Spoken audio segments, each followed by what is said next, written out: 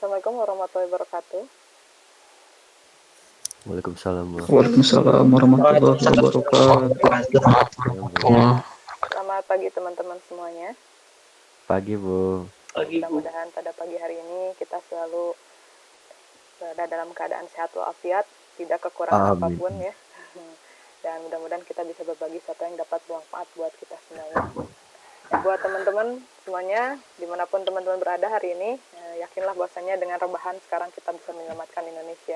Jadi teman-teman sekarang tidak perlu datang ke kampus, cukup di ruang pribadinya udah bisa belajar ya. Cuman kadang-kadang kita juga bosen, tapi jangan sampai mau teman-teman kurang semangat lah ya. Tetap semangat walaupun bagaimana keadaannya, sambil kita terus berusaha menjaga kesehatan kita, karena kita menjaga kesehatan kita berarti menjaga kesehatan orang lain. Ya, tugas 1 kemarin saya memang minta untuk dikirim kembali ya, karena saya mau nyoba fasilitas cek keaslian di Google Classroom, tapi dikarenakan ternyata fasilitasnya tidak merata ya, ada yang bisa, ada yang tidak, dan ada yang udah nyoba, ada yang belum mungkin. Sebaiknya jadi kita coba aja semuanya dikirimkan kembali. Nah, nanti biar sama saya dicek secara terpisah. Biasanya kalau saya pengecekannya menggunakan aplikasi plagiarism checker gitu ya. Ada X-Plagiarism Checker yang memang bisa saya pergunakan untuk ngecek keaslian. Saya akan membiasakan itu untuk tugas yang berupa artikel, karena yang namanya plagiarisme atau keaslian, bagaimana caranya kita menghargai kekayaan intelektual orang lain tuh jadi sesuatu yang penting ya, apalagi nanti teman-teman mau bikin karya tulis ilmiah berupa skripsi. Nah, itu berarti di sana kita harus mencoba untuk belajar bagaimana caranya kita menghargai hasil pekerjaan orang lain, yaitu hak kekayaan intelektual orang lain berupa kutipan-kutipan kita. Itu mulai hindari kebiasaan kopas ya. Jadi sekarang ganti jamak CPE, copy paste edit gitu ya. Nah, terus juga teman-teman biasakan ATM, amati tiru modifikasi gitu ya. Jadi walaupun perbedaannya hanya 1% atau 0,1%, itu menjadi suatu hal yang berbeda dengan yang lainnya. Nah, di sanalah kita belajar untuk menghargai orang lain. Jadi plagiarisme ini harus dibiasakan untuk kita hindari ya, karena itu halnya sebenarnya mudah sekali ya. Untuk bisa menghindari plagiarisme itu, kita hanya tinggal mencoba untuk terbiasa menggunakan teknik paraphrase. Kalau teman-teman biasanya bikin kopas-kopas ya, nanti contoh untuk kita bikin, jangankan ke bab 2 lah, kita bicara aja kalau latar belakang gitu ya. Kadang-kadang kopas-kopas gitu kan, itu bisa ternyata bisa kita hindari dengan cara menggunakan paraphrase. Jadi kita membicarakan sesuatu hal dengan tujuan yang sama tapi dengan redaksi yang berbeda. Jadi seperti bagaimana ceritanya berbagai macam acara berita, dia menceritakan berita yang sama tapi dengan cara yang berbeda-beda. Seperti itu ya. Jadi kita juga sama berbicara satu hal, walaupun memang sama tapi bisa kita bicarakan dengan redaksi yang berbeda, dengan kata-kata kita sendiri, dengan ditambah dengan bagaimana caranya kita membuat informasi itu menjadi lebih menarik dan lebih berharga. Makanya untuk tugas 1 itu yang jadi patokan penilaian saya adalah sejauh mana teman-teman bisa menyampaikan informasi dari video tersebut dan tambahan informasi yang teman-teman miliki sehingga menjadi informasi yang menarik. Nanti kalau saya tertarik membacanya, nilainya pasti akan besar. Tapi kalau tidak tertarik ya mungkin nilainya akan standar. Karena nanti yang namanya kita membuat artikel itu ya, karya tulis ilmiah itu bagaimana caranya kita bisa menceritakan sesuatu ide kita itu dengan baik sehingga diterima dengan baik juga dan benar oleh orang lain. Itulah untuk tugas 1-nya ya. Oke, teman-teman masih ingat materi kita yang kemarin? Kita berbicara tentang apa? Minggu kemarin tuh ada yang masih ingat kah? Atau teman-teman sudah pada lupa kah? Lupa, Bu. Sudah pada lupa, amnesia, janganlah amit-amit ya. Penalaran, Bu. Ya, betul. Minggu kemarin kita berbicara tentang metode penalaran ya, teman-teman. Di sana kita berbicara tentang logika proposisi. Ya, logika proposisi itu merupakan logika yang paling sederhana karena hanya berbicara tentang masalah fakta. Jadi contohnya kemarin waktu di sini kita punya banyak mahasiswa di sini ada Intan, Agus, terus saya bilang bahwasanya Agus Nugraha adalah laki-laki. Nah, maka untuk menyatakan pernyataan saya itu benar atau tidak, kita hanya tinggal melihat dari faktanya saja, dari realitanya. Kalau Agus memang memberikan fakta dia laki-laki, maka pernyataan saya benar. Nah, terus sisanya untuk membuat pernyataan yang majemuk, kita hanya tinggal menambahkan kata negasi, ingkaran, berarti ingkaran itu kalau saya bilang Agus Nugraha itu laki-laki, maka ingkarannya adalah Agus Nugraha bukan laki-laki. Seperti itu. Terus untuk yang disjungsi dan konjungsinya itu kalau ada dua pernyataan sederhana, kita bisa menggunakan kata hubung dan atau terus juga bisa bikin pernyataan implikasi dan pernyataan yang diimplikasi. Nah, itu adalah tentang logika proposisi. Nah, hari ini kita akan membahas tentang logika predikat ya, yaitu first order logic, yang merupakan di mana di sini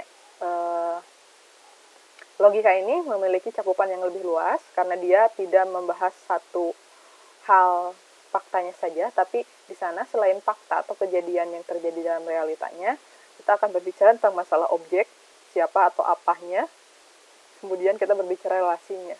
Bagaimana suatu objek dengan objek yang lain, bagaimana objek tersebut berelasi pada fakta tersebut.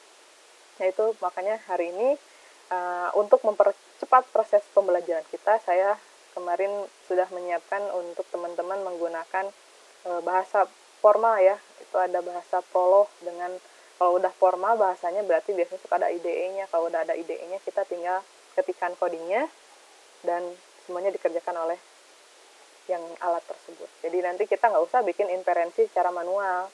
Inferensinya bisa kita manfaatkan fasilitas yang ada dalam bahasa formal tersebut, dalam IDE-nya, sehingga kita bisa menentukan keputusan apakah pernyataan itu benar atau salah. Nah, jadi itulah nanti di bagian akhir saya akan mendemonstrasikan tentang prolog ya, program logika dengan IDE-nya itu SWI. Teman-teman bisalah menggunakan berbagai macam IDE ya, karena prolog itu IDE-nya banyak gitu. Tapi yang kemarin saya coba pelajari yang paling enak lah gitu ya, itu adalah si SWI ini. Tapi nanti teman-teman terserah mau pakai apapun, sama asalkan bahasa pemrogramannya itu bahasa prolog aja. Oke, saya share dulu materi buat teman-teman semuanya yang akan kita bahas hari ini. Hari ini saya share dulu ya.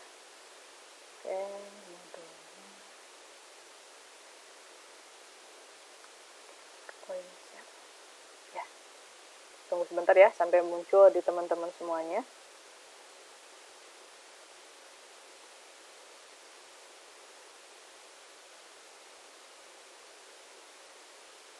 Udah muncul kah? Bagus hasilnya? Sudah muncul. Sudah, Bu. Iya, sip. Nah, ini kemarin kita membahas tentang logika proposisi ya. Logika proposisi yang sederhana bisa kita lihat di mana aturan produksinya pun, aturan tata bahasanya pun semuanya masih sederhana ya, teman-teman. Nah, berupa dua kalimat atau satu kalimat sederhana, satu pernyataan sederhana ataupun majemuk yang hanya digabungkan dengan pernyataan negasi, konjungsi, disjungsi, implikasi, dan diimplikasi.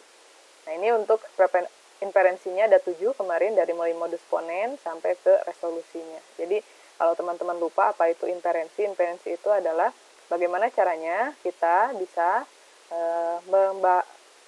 memproses rules dan fakta, gitu kan, persep yang kita dapat dari lapangan ya, untuk bisa mendapatkan suatu konklusi atau kesimpulan. Itu ya, jadi inilah kita menggunakan metode inferensi. Konklusi. Suatu kesimpulan.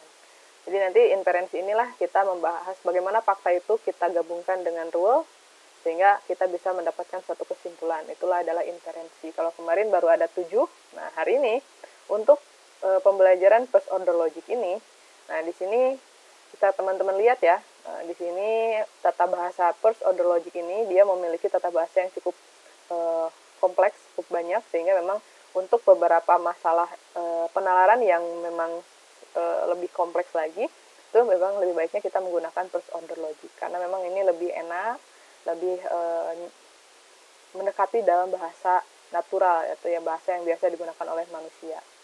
Nah, di sini yang menjadi patokan pertama, bahwasanya yang kita kemarin gunakan di logika proposisi itu semuanya masuk ke dalam logika first order logic ini. Nah, jadi kayak ini nih, buat pernyataan sederhana, pernyataan yang di dalam tanda kurung, terus ada kata sambung, negasi, ini kan semuanya kemarin ada di proposisi ya, proposisi logika yang kemarin kita bahas di PL. Nah, sekarang di FOL itu kita ada tambahan. Bagaimana caranya kita membuat pernyataan sederhana pun di sini ada aturannya. Kalau kemarin pernyataan sederhana itu bisa berupa P, Q, yang kita bisa deklarasikan sebagai contoh, P itu Agus adalah laki-laki, Q itu adalah Intan adalah perempuan. Nah, kalau sekarang kita membuatnya dalam bentuk ada predikat. Jadi di dalam pernyataannya harus ada predikatnya, baru di dalamnya ini bisa berupa fungsi ataupun berupa langsung pada si objeknya. Kemudian nanti di sini lihat, bisa di dalam predikat itu ada suatu fungsi yang menuju pada objek lain, atau bisa langsung kita berbicara tentang suatu objek yang umum ataupun objek yang khusus. Nah, jadi kalau variabel itu objek umum, contoh bisa kita bilang X, Y, mahasiswa semester 7. Nah, kalau konstanta itu bisa langsung berbicara tentang objeknya secara spesifik. Contohnya Intan, Agus, untuk variabel mahasiswa semester 7 kelas A, ibaratnya kayak gitu. Nah, terus ini kalau kata penghubung ini sama ya, seperti yang kemarin yang ada dalam proposisi logika, ini masih sama. Nah, yang mungkin sedikit berbedanya adalah di sini. Nanti ada pernyataan yang bisa berbicara tentang masalah quantifier atau tentang masalah jumlah. Nah, nanti ada yang sebutnya jumlah yang sifatnya universal, berarti ini berlaku pernyataannya untuk semua yang ada dalam lingkup atau dalam himpunan. Sedangkan kalau ini adalah eksistensial atau hanya berlaku sebagian. Nah, jadi kalau yang terbalik itu semuanya, kalau saya bilang untuk semua mahasiswa kelas A belajar AI, gitu kan ya. Mahasiswa kelas A belajar AI. Maka itu untuk semua itu berarti pada saat sekarang kita punya mahasiswa dengan jumlah 28 orang, maka si 28 orang itu sedang belajar AI. Tapi kalau seandainya dari 28 orang mahasiswa kelas A itu hanya ada 5 orang yang belajar AI, maka kita bisa menggunakan pernyataan yang ini. Biasanya ada beberapa mahasiswa kelas A sedang belajar AI. Ya, contoh-contohnya. Maka di sini teman-teman bisa kita lihat bahwasanya dalam first order logic itu kita tidak hanya berbicara tentang fakta. Contoh fakta itu kan kejadian belajar AI, itu kan suatu fakta. Sekarang kita sedang belajar AI. Tapi di sini kita bicara juga siapa aja objeknya gitu kan, apakah dia objeknya itu semuanya ataupun sebagian gitu kan. Nah, terus juga ada relasinya. Apa sih yang menjadi predikat dari satu objek tersebut gitu kan. Contohnya apakah dia contoh Intan sebagai mahasiswa semester 7, Intan sebagai mahasiswa kelas A, Intan sedang belajar AI. Itu kan adalah suatu predikat yang kita berikan pada objek, yaitu Intan tersebut gitu. Itu relasinya itu, sehingga memang si first order logic ini dia berbicara tentang 3 hal, fakta, objek, dan relasi. Kita lihat satu persatu. Untuk membuat pernyataan sederhana, teman-teman, itu tidak terlalu susah lah ya, teman-teman. Pertama di sini, kalau kemarin kita terbiasa bilang contohnya, Agus Nugraha adalah laki-laki. Maka di sini kita tinggal membuat predikat. Pada saat saya bilang tadi Agus Nugraha adalah laki-laki, kita punya objek namanya Agus, gitu kan? Nah, saya pakai huruf kecil ya harusnya ya, karena dia konstanta. Nah, ini Agus. Terus kita kasih predikat sama Agus. Apa itu? Agus itu sebagai laki-laki.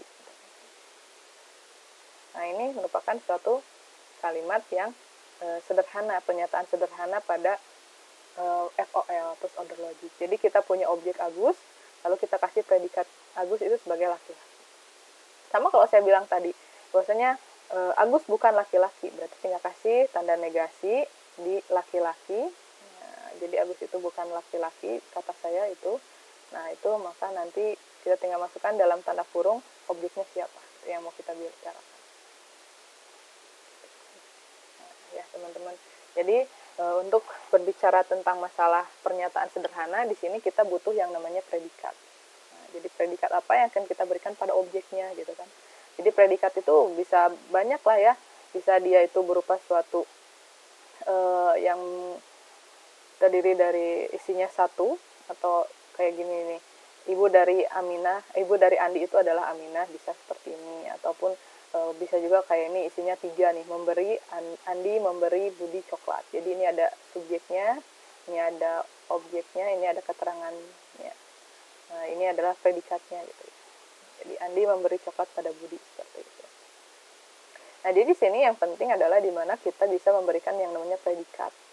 Predikat pada suatu objek gitu kan, yang bisa terdiri dari fungsi ataupun bisa terdiri dari suatu relasi atau khusus yang kita berikan pada modelnya.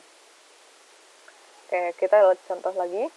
Nah, ibaratnya di sini kita menemukan suatu fakta nih, bahwasanya Aminah adalah ibu kandung dari Budi. Maka kita bisa bikin seperti ini. Ini adalah predikatnya. Ini adalah objek pertama. Objek yang ke-1 Aminah, ini ada objek yang kedua itu Budi. Atau kita bisa bikin sesuatu yang sifatnya fungsional. Fungsional itu yang sifatnya memang dimiliki oleh si objek gitu. Kayak gini, rambut keriting, rambut lurus, itu adalah suatu nilai yang dimiliki oleh si objek. Dan biasanya ini objeknya hanya 1 gitu kan ya. Seperti itu. Kalau ini sudah berupa predikat, itu berupa suatu term yang lain gitu ya. Kalau ini termnya berupa fungsi khusus. Kalau ini dia berupa relasi gitu kan. Kalau ini yang dimiliki oleh si objek, kalau ini merupakan relasi dari satu objek dengan objek yang lain. Jadi nanti teman-teman bikinnya lebih sederhananya seperti ini. Nah, ini ada predikatnya, ini adalah nama objeknya. Nanti kalau kita bisa bikin seperti ini, kita bisa bikin, ini kan yang khusus nih, kita bisa bikin sesuatu yang umum. Jadi kita bisa bikin contohnya, ini rambut keriting itu harus memiliki satu objek, yaitu contohnya kita bikin variabel. Nah, contoh variabelnya itu adalah si X. Nanti si X ini itu bisa kita ganti dengan Aminah, Budi sebagai konstantanya.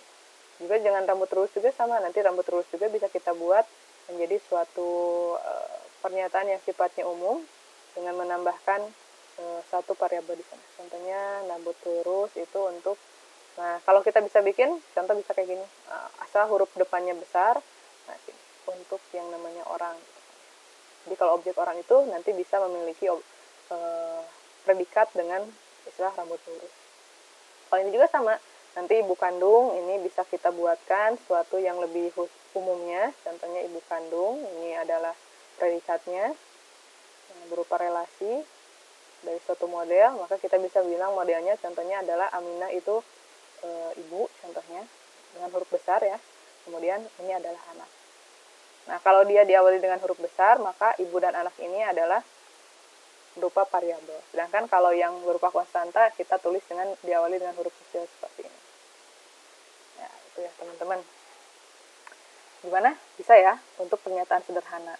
Nanti selanjutnya di sini contohnya kita bisa melakukan proses pengecekan gitu ya, apakah nilai dari pernyataan tersebut benar atau salah. Ibaratnya di sini saya punya pernyataan 5 ya, ada pernyataan suka permen Andi, suka permen Budi, suka permen Cika, suka permen, ada yang tidak suka permen itu Dani dan Emil.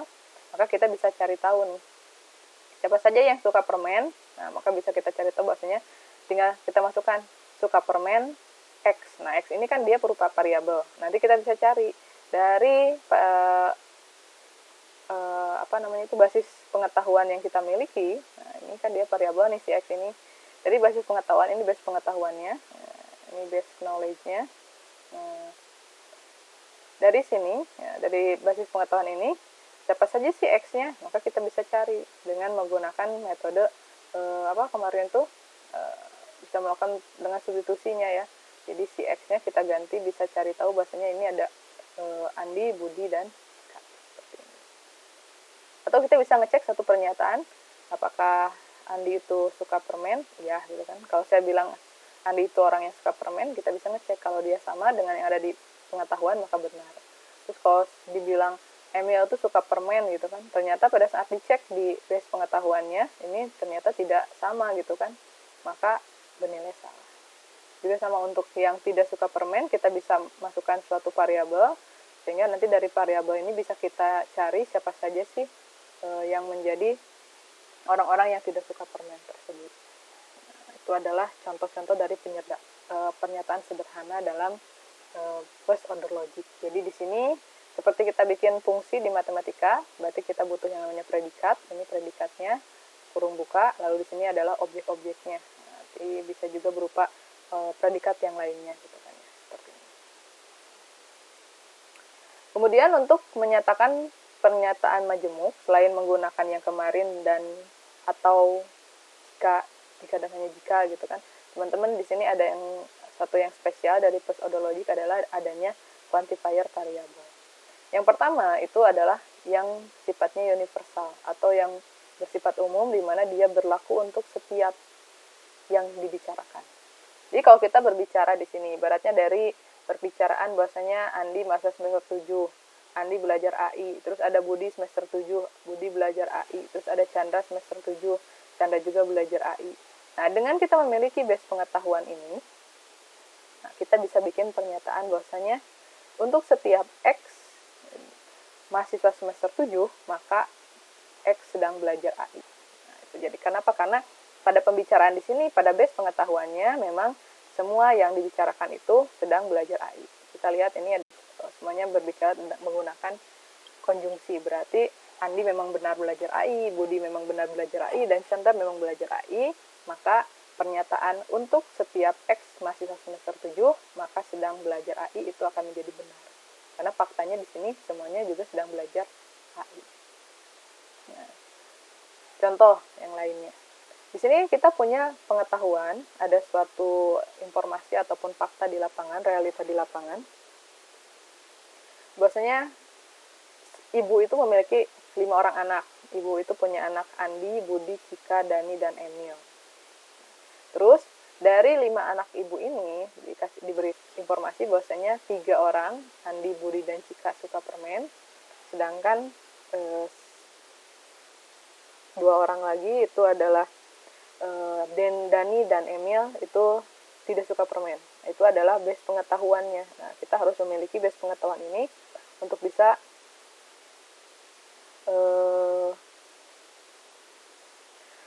mendapatkan pernyataan apakah itu nilainya benar ataupun salah. Nah, jika dengan informasi di sini saya punya pernyataan untuk setiap X, jika X adalah anak ibu, maka X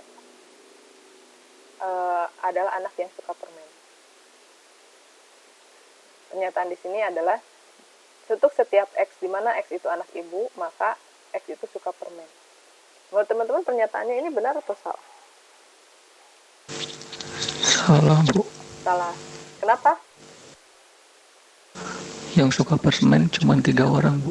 Oke, jadi pernyataan di sana itu bernilai salah. Nah, ini lihat ya, hasil inferensinya di sini false. Kenapa? Karena memang pada saat dia nyari, nah kan di sini untuk setiap anak ibu ya, si X-nya itu anak ibu, dia tuh harus suka permen gitu kan ya. Dicari anak ibu Andi suka permen, oke, gitu kan. Anak ibu siapa? Oh, Budi suka permen, oke. Anak ibu siapa? Cika, oh iya, Cika juga suka permen, oke. Tapi pada saat sekarang Dani anak ibu, iya. Dani suka permen, tidak. Oh, berarti pada saat kita menemukan anak ibu ada yang tidak suka permen di sini, Dani anak ibu tapi tidak suka permen, maka pernyataan saya ini tidak benar ya, false. Karena memang tidak berlaku untuk semua anak ibu, karena anak ibu itu ada yang tidak suka permen di sini. Nah, itu jadi universal quantifier itu berbicara untuk setiap X ya, kita bicarakan ini, maka dia akan berlaku juga ini. Gitu ya. Jadi kalau ada X yang tidak berlaku kejadian ini, maka pernyataan kita itu adalah salah. Coba, bisakah teman-teman bikin satu pernyataan yang membuat setiap X itu benar? Kita pengen bikin setiap X, ya, pernyataan untuk setiap X, tapi yang dimana faktanya itu menjadi benar di sini. Kalau ini kan salah. Setiap X anak ibu, maka suka permen, ini kan jadi salah. Coba teman-teman bisa nggak bikin pernyataan untuk setiap X, di mana nanti di sininya bisa menyatakan yang benar. Berdasarkan informasi yang ada di sini. Ini berdasarkan knowledge ini, knowledge base ini. Ada yang bisa? Ayo? Bingung? Kita tinggal balikan saja. Nah, kalau sini, nah, untuk setiap X adalah anak yang suka permen, maka X itu adalah anak ibu. Benar tidak? Untuk setiap X yang suka permen, X itu adalah anak ibu. Maka X itu anak ibu. Sekarang yang suka permen siapa aja? Andi, Budi, Cika. Apakah Andi dan Budi dan Cika itu adalah anak ibu? Betul ya? Ini betul, ini betul, ini betul. Karena semuanya ini kejadiannya benar, maka pernyataan untuk setiap X, di mana X suka permen, maka X itu anak ibu, itu akan bernilai benar. Pada saat sekarang dicek, siapa yang suka permen? Pertama Andi. Oke, apakah Andi anak ibu? Iya. Oke. Siapa lagi yang suka permen? Budi. Apakah Budi anak ibu? Iya. Gitu. Siapa lagi yang suka permen? Cika. Apakah Cika anak ibu? Iya. Nah, jika semua realitanya memang benar terjadi, maka pernyataan ini memang benar. Ya, kenapa yang ini bisa benar? Karena di sini setiap yang suka permen itu adalah anak ibu. Jadi orang yang suka permen itu punya predikat lain adalah anak ibu. Gitu. Gimana teman-teman, bisa dipahami untuk universal quantifier ini? Jadi universal quantifier itu akan bernilai benar jika setiap X yang dibicarakan itu memang realitanya benar, melakukan hal tersebut atau memiliki relasi seperti itu, atau memiliki predikat yang seperti itu dalam basis datanya. Ini ibaratnya kita ambil berdasarkan dari base knowledge yang ada di sini. Kalau setiap X yang kita bicarakan itu adalah orang-orang yang suka permen, dan dia itu memang anak ibu, itu bernilai benar semuanya, maka pernyataan ini benar. Tapi pada saat yang sebelumnya, kita berbicara tentang X itu adalah anak ibu, dan kejadiannya adalah suka permen, pada saat kita telusuri ternyata memang ada anak ibu yang suka permen, tapi ada juga anak ibu yang tidak suka permen. Kenapa? Karena Dani dan Emil ternyata dia tidak suka permen. Sehingga memang pernyataan ini itu tidak bisa bernilai benar. Sehingga memang pada saat penelusuran dia memiliki nilai salah. Ya, jadi kalau ada pernyataan untuk setiap X, maka itu memang harus berlaku untuk semua X yang dibicarakan. Nah, sedangkan kalau seandainya tidak berlaku seluruhan, atau berlakunya hanya sebagian, satu atau dua, atau mungkin lebih dari dua, tapi tidak semuanya ya, tidak all gitu kan, tidak semua himpunan yang kita bicarakan, itu kita berbicaranya menggunakan jenis essential quantifier, yang artinya ada satu atau beberapa. Nah, contohnya dengan pembicaraan Andi semester 7 belajar AI, ternyata memang di antara yang ini, contohnya ibaratnya ada satu yang tidak belajar AI gitu kan. Jadi contohnya dari teman-teman nih, dari sekitar 27 orang yang hadir belajar AI, ternyata harusnya kan 29 orang nih mahasiswa kelas A itu. 29 orang mahasiswa kelas A, ternyata ada satu yang tidak belajar AI. Sehingga memang pembicaraan kita nggak bisa menggunakan untuk semua. Kita harus menggunakan ada mahasiswa atau ada beberapa mahasiswa semester 7 kelas A yang belajar AI. Kenapa? Karena faktanya memang ada yang tidak belajar AI. Mereka itu mahasiswa semester 7 kelas A juga. Jadi kalau kita punya fakta dari semua objek yang ada dalam basis pengetahuan kita, contoh basis pengetahuan kita mahasiswa kelas A itu ada 29. Dari 29 itu, 28 belajar AI, 1 tidak belajar AI. Maka kita bisa berbicara, pernyataannya adalah ada X, atau ada beberapa X, di mana X itu adalah mahasiswa semester 7 kelas A, dan X sedang belajar AI. Jadi memang di sana kita tidak berbicara untuk semuanya, hanya untuk beberapa saja. Nah, contoh. Tadi kalau kita berbicara untuk setiap anak ibu, maka dia suka permen, itu kan salah. Nah, jika yang benarnya adalah seperti ini. Ada X, nah, jika X itu anak ibu, maka dia itu anak yang suka permen. Nah, kita tulis dengan seperti ini. Ada X, di mana X itu anak ibu, dan X itu suka permen. Sehingga memang di sini kita bisa berbicara dengan yang benar. Kenapa? Karena memang tidak semua anak ibu, hanya sebagian saja yang suka permen. Kalau kita lihat di sini memang benar kan. Tidak semuanya, berarti tidak semuanya itu hanya sebagian. Tidak semuanya anak ibu X itu anak ibu dan suka permen. Kenapa? Pada saat kita buktikan di sini, Andi anak ibu, Andi suka permen, oke, gitu kan. Budi anak ibu, Budi suka permen, oke, gitu kan ya. Terus ini juga Cika anak ibu, Cika suka permen, oke. Tapi pada saat sekarang Dani anak ibu, oke. Tapi Dani tidak suka permen. Nah, berarti di sini pernyataan kita benar. Kenapa? Karena memang tidak berlaku untuk semuanya, hanya sebagian saja atau hanya satu dari X yang kita bicarakan. X yang kita bicarakan ini sini kan anak ibu. Nah, maka pernyataan suka permennya ini memang berlaku hanya untuk beberapa dari si X ini. Nah, itu contoh untuk yang eksistensial. Juga ada yang sifatnya nested quantifier, yang sifatnya ganda. Nah, kalau nested quantifier itu contohnya di sini dia punya dua variabel X dan Y, dan di sini dia memiliki hubungan jika dan hanya jika X itu ibu dari Y, maka X itu adalah wanita dan X itu adalah orang tua dari Y. Maka di sini setiap kejadian ini itu fakta-faktanya itu akan berlaku untuk setiap X dan Y-nya. Nah, itu di sini kita punya X dan Y, maka di sini pun kita berbicara tentang X dan Y, dan ini juga ada pembicaraan tentang X. Nah, di sini contohnya kita punya dua orang wanita, Ani dan Emi, satu laki-laki, ada dua orang anak, Dani dan Cika. Ani itu orang tua dari Cika, Budi orang tua dari Cika, Emi itu orang tua dari Dani, Budi itu orang tua dari Dani. Nah, untuk menyatakan ibu, X itu ibu dari Y, pertama harus dipenuhi bahwasanya X itu adalah wanita dan X itu adalah orang tua dari Y. Maka kalau kita berbicara untuk setiap ibu itu adalah ibu dari XY, maka dia itu harus wanita X-nya dan X itu harus orang tua dari Y. Nah, maka di sini pada saat kita cek, di sini ada nggak ibu gitu kan ya, wanita kan, berarti ibu itu wanita. Ani itu wanita, oke. Ani itu orang tuanya Cika, oke. Terus Ani itu ibu dari Cika ada, oke. Terus kita cek, nah kalau sekarang kita membuktikan bahwasanya ibu itu wanita, terus juga dia itu orang tua dari si Y-nya, semuanya terbukti benar, maka nested quantifier ini akan bernilai benar. Ya, jadi ini contoh untuk nested quantifier. Jadi si pembicaraan kita itu tidak berlaku pada satu objek, tapi terdiri dari dua objek ataupun lebih dari dua objek tersebut. Ya, nanti dia akan memiliki suatu hubungan yang berupa diimplikasi gitu kan. Ini jika dan hanya jika, karena kalau ini terpenuhi dan ini terpenuhi, maka ini akan benar. Seperti itu. Ya, terus contoh yang lain itu adalah bagaimana kita membangun suatu hubungan, hubungan antara si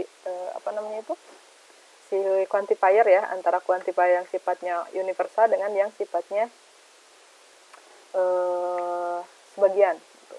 Jadi hubungannya ini itu dia memiliki hubungan yang sangat kuat melalui sebuah negasi gitu kan. Jadi kalau kita berbicara contohnya untuk setiap X itu adalah mahasiswa semester 7 dan X sedang belajar AI, maka dia akan ekuivalen dengan pernyataan sebagiannya, yaitu tidak ada mahasiswa semester 7 yang tidak belajar AI. Jadi kalau kita berbicara keseluruhan di sini, maka dia akan ekuivalen dengan negasi dari sebagian yang tidak mengerjakan. Jadi kan di sini kita berbicara untuk setiap X. Nah, ini adalah objeknya si X. Lalu ini adalah si alfanya gitu ya, kegiatan yang dilakukan oleh X gitu kan. Maka dia akan memiliki ekuivalensi dengan yang tidak. Nah, ini kan X-nya dibicarakan sebagai tidak ada atau tidak sebagian. Nah, berarti semuanya kan. Nah, di sini dibuatlah tidak belajar AI. Jadi kalau kita punya suatu pernyataan bahwa setiap mahasiswa semester 7 belajar AI, maka ekuivalen dengan pernyataan tidak ada sebagian mahasiswa semester 7 yang tidak belajar AI. Berarti semuanya belajar AI kan, itu sama artinya. Maka dia itu ekuivalen.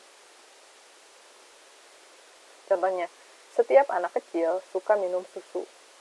Maka dia akan ekuivalen dengan tidak ada anak kecil yang tidak suka susu. Karena semua anak kecil suka susu. Seperti itu ya contohnya teman-teman. Terus atau di sini kalau kita punya base pengetahuan yang tadi, nah ini base pengetahuannya, base knowledge-nya di sini bahwasanya kita berbicara tentang X. Nah, di sini tadi setiap X yang suka permen, kita berbicara tentang X-nya adalah orang yang suka permen, maka X itu adalah anak ibu. Maka ekuivalen dengan tidak ada sebagian dari X, tidak ada sebagian yang suka permen, atau tidak ada yang suka permen yang bukan anak ibu gitu kan. Jadi tidak ada sebagian yang suka permen atau tidak ada yang suka permen yang bukan anak ibu, karena semua yang suka permen itu anak ibu gitu kan.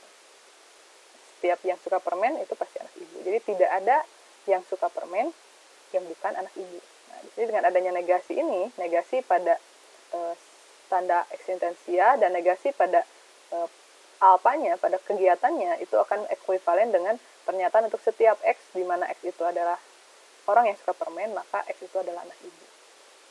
Terus untuk yang pernyataan yang sifatnya eksistensial sebagian. Tadi dibilang bahasanya sebagian X, ada X anak ibu dan X itu suka permen. Maka itu akan sama dengan tidak setiap anak ibu tidak suka permen. Karena ada anak ibu yang suka permen. Ya, itu jadi di sini hubungan antara universal dan eksistensial ini dia akan menjadi hubungan yang cukup erat. Jadi ada hubungan itu berupa ekuivalensi di sana dengan kita memberikan adanya negasi. Jadi untuk setiap itu, untuk setiap kegiatan alfa, ekuivalensi dengan tidak sebagian tidak kegiatan alfa. Untuk yang pernyataannya sebagian yang menyatakan kegiatan alfa, maka ekuivalen dengan tidak setiap yang tidak melakukan alfa. Nah, itu adalah hubungan antara yang universal dengan eksistensial. Itu, teman-teman. Nah, untuk inferensinya sama. Jadi inferensinya di sini bagaimana caranya dia mendapatkan konklusi, itu dia juga menggunakan 7 aturan dari yang sebelumnya, yang sama dengan yang ada di proportional logic. Nah, di sini ada tambahan lagi. Pada first order logic, di sini ada karena ada tambahan pernyataan yang sifatnya quantifier, maka di sini pun ada inferensi untuk si quantifier tersebut. Jadi ada inferensi untuk si universal, untuk si eksistensial. Yang pertama adalah elimination. Elimination itu kalau kita punya pernyataan yang sifatnya umum. Jadi kita punya pernyataan yang sifatnya umum di sini, teman-teman ya. Bagaimana caranya kita untuk melakukan suatu kesimpulan? Nah, kita bisa menyimpulkan ini benar atau salah itu dengan melakukan substitusi. Substitusi. Jadi si yang X-nya ini, X ini kan umum. Nah, kita bisa ganti dengan satu konstanta tertentu. Sehingga nanti kita bisa membuktikan apakah pernyataan tersebut benar atau salah. Contohnya di sini. Tadi dibicarakan bahwasanya setiap X yang suka permen adalah anak ibu. Maka pada saat kita melakukan inferensi, ini ada tracing itu untuk membantu kita melakukan inferensi, setiap X yang suka permen adalah X anak ibu. Maka di sini ada proses universal elimination-nya apa? Nah, suka permen, ini kan masih berupa variabel nih. Di sini dia tidak menyatakan siapa-siapa. Di sini nanti akan ada proses pergantian. Kita ganti nih substitusi dengan yang ada dalam di sini. Oh, siapa yang di sini ada proses substitusinya. Nah, ini kan ada masih variabel yang belum diketahui siapanya, lalu kita ganti dia dengan satu konstanta yang disebutkan di sini.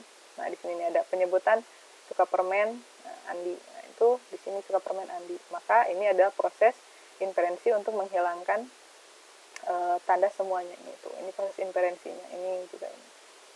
Jadi pada saat di sini kita punya X yang suka permen, ini kan kita punya X yang suka permen. Lalu kita masukkan nanti dia anak ibu atau bukan. Nah, ini. Jadi nanti pada saat ini proses inferensi itu terjadi. Menghilangkan yang sifatnya untuk setiap X itu kita coba dengan memasukkan temuan substitusi dengan mengganti si X ini dengan konstanta-konstanta yang diketahui dalam basis data. Untuk setiap yang suka permen, siapa saja ini ada yang suka permen itu ada Andi, Budi, dan Cika. Maka nanti diganti X-nya dengan Andi, Budi, dan Cika. Benar nggak dia anak ibu gitu kan? Dicek, ada nggak anak ibu yang namanya Andi, ada anak ibu yang namanya Budi, ada nggak anak ibu yang namanya Cika. Nah, ini adalah proses dari universal elimination dengan di mana kita melakukan substitusi variabel ini kita ganti dengan konstanta tertentu yang dimana nanti dia memang benar melakukan kegiatan tersebut. Jadi kita ganti si X ini, X itu kan yang suka permen, kita ganti nih dengan Andi, Budi, dan Cika, lalu semuanya kita cek apakah benar tidak dia mengerjakan kegiatan ini. Jawabannya di sini kan anak ibu, suka permen dan anak ibu gitu kan. Benar tidak X itu suka permen dan anak ibu? Kalau benar, maka memang pernyataannya nanti di sini bernilai benar. Sedangkan untuk eksistensial teman-teman, nah, baik lagi ya. Untuk existential elimination,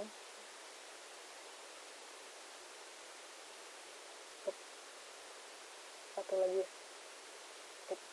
Untuk existential elimination di sini, karena dia berlaku sebagian pada variabel ini, maka untuk membuktikannya, untuk bisa melakukan suatu konklusi pernyataan ini benar atau tidak, maka kita harus mengecek, menemukan penggantian dengan konstanta yang tidak ada dalam basis data.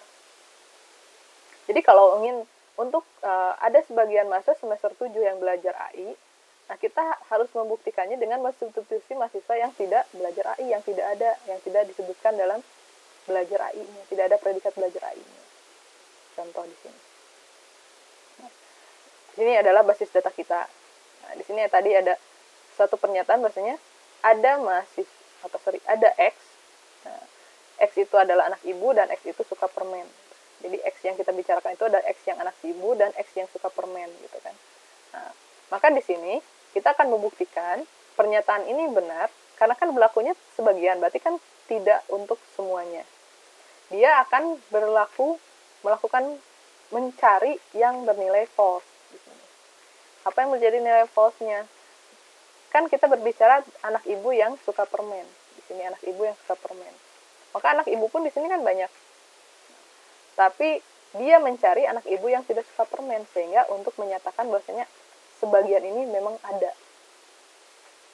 Jadi tidak berlaku semuanya. Kalau ternyata di pencarian ini berlaku semuanya, maka memang pernyataan ini salah. Tapi karena di sini pernyataannya berbicara tentang sebagian, nah maka di sini proses tracingnya dia mencari anak ibu yang suka permen. Ini anak ibu suka permen, anak ibu suka permen kan Andi anak ibu, Andi juga suka permen. Si Budi anak ibu, Budi juga suka permen. Cika anak ibu, Cika juga anak permen. Suka permen.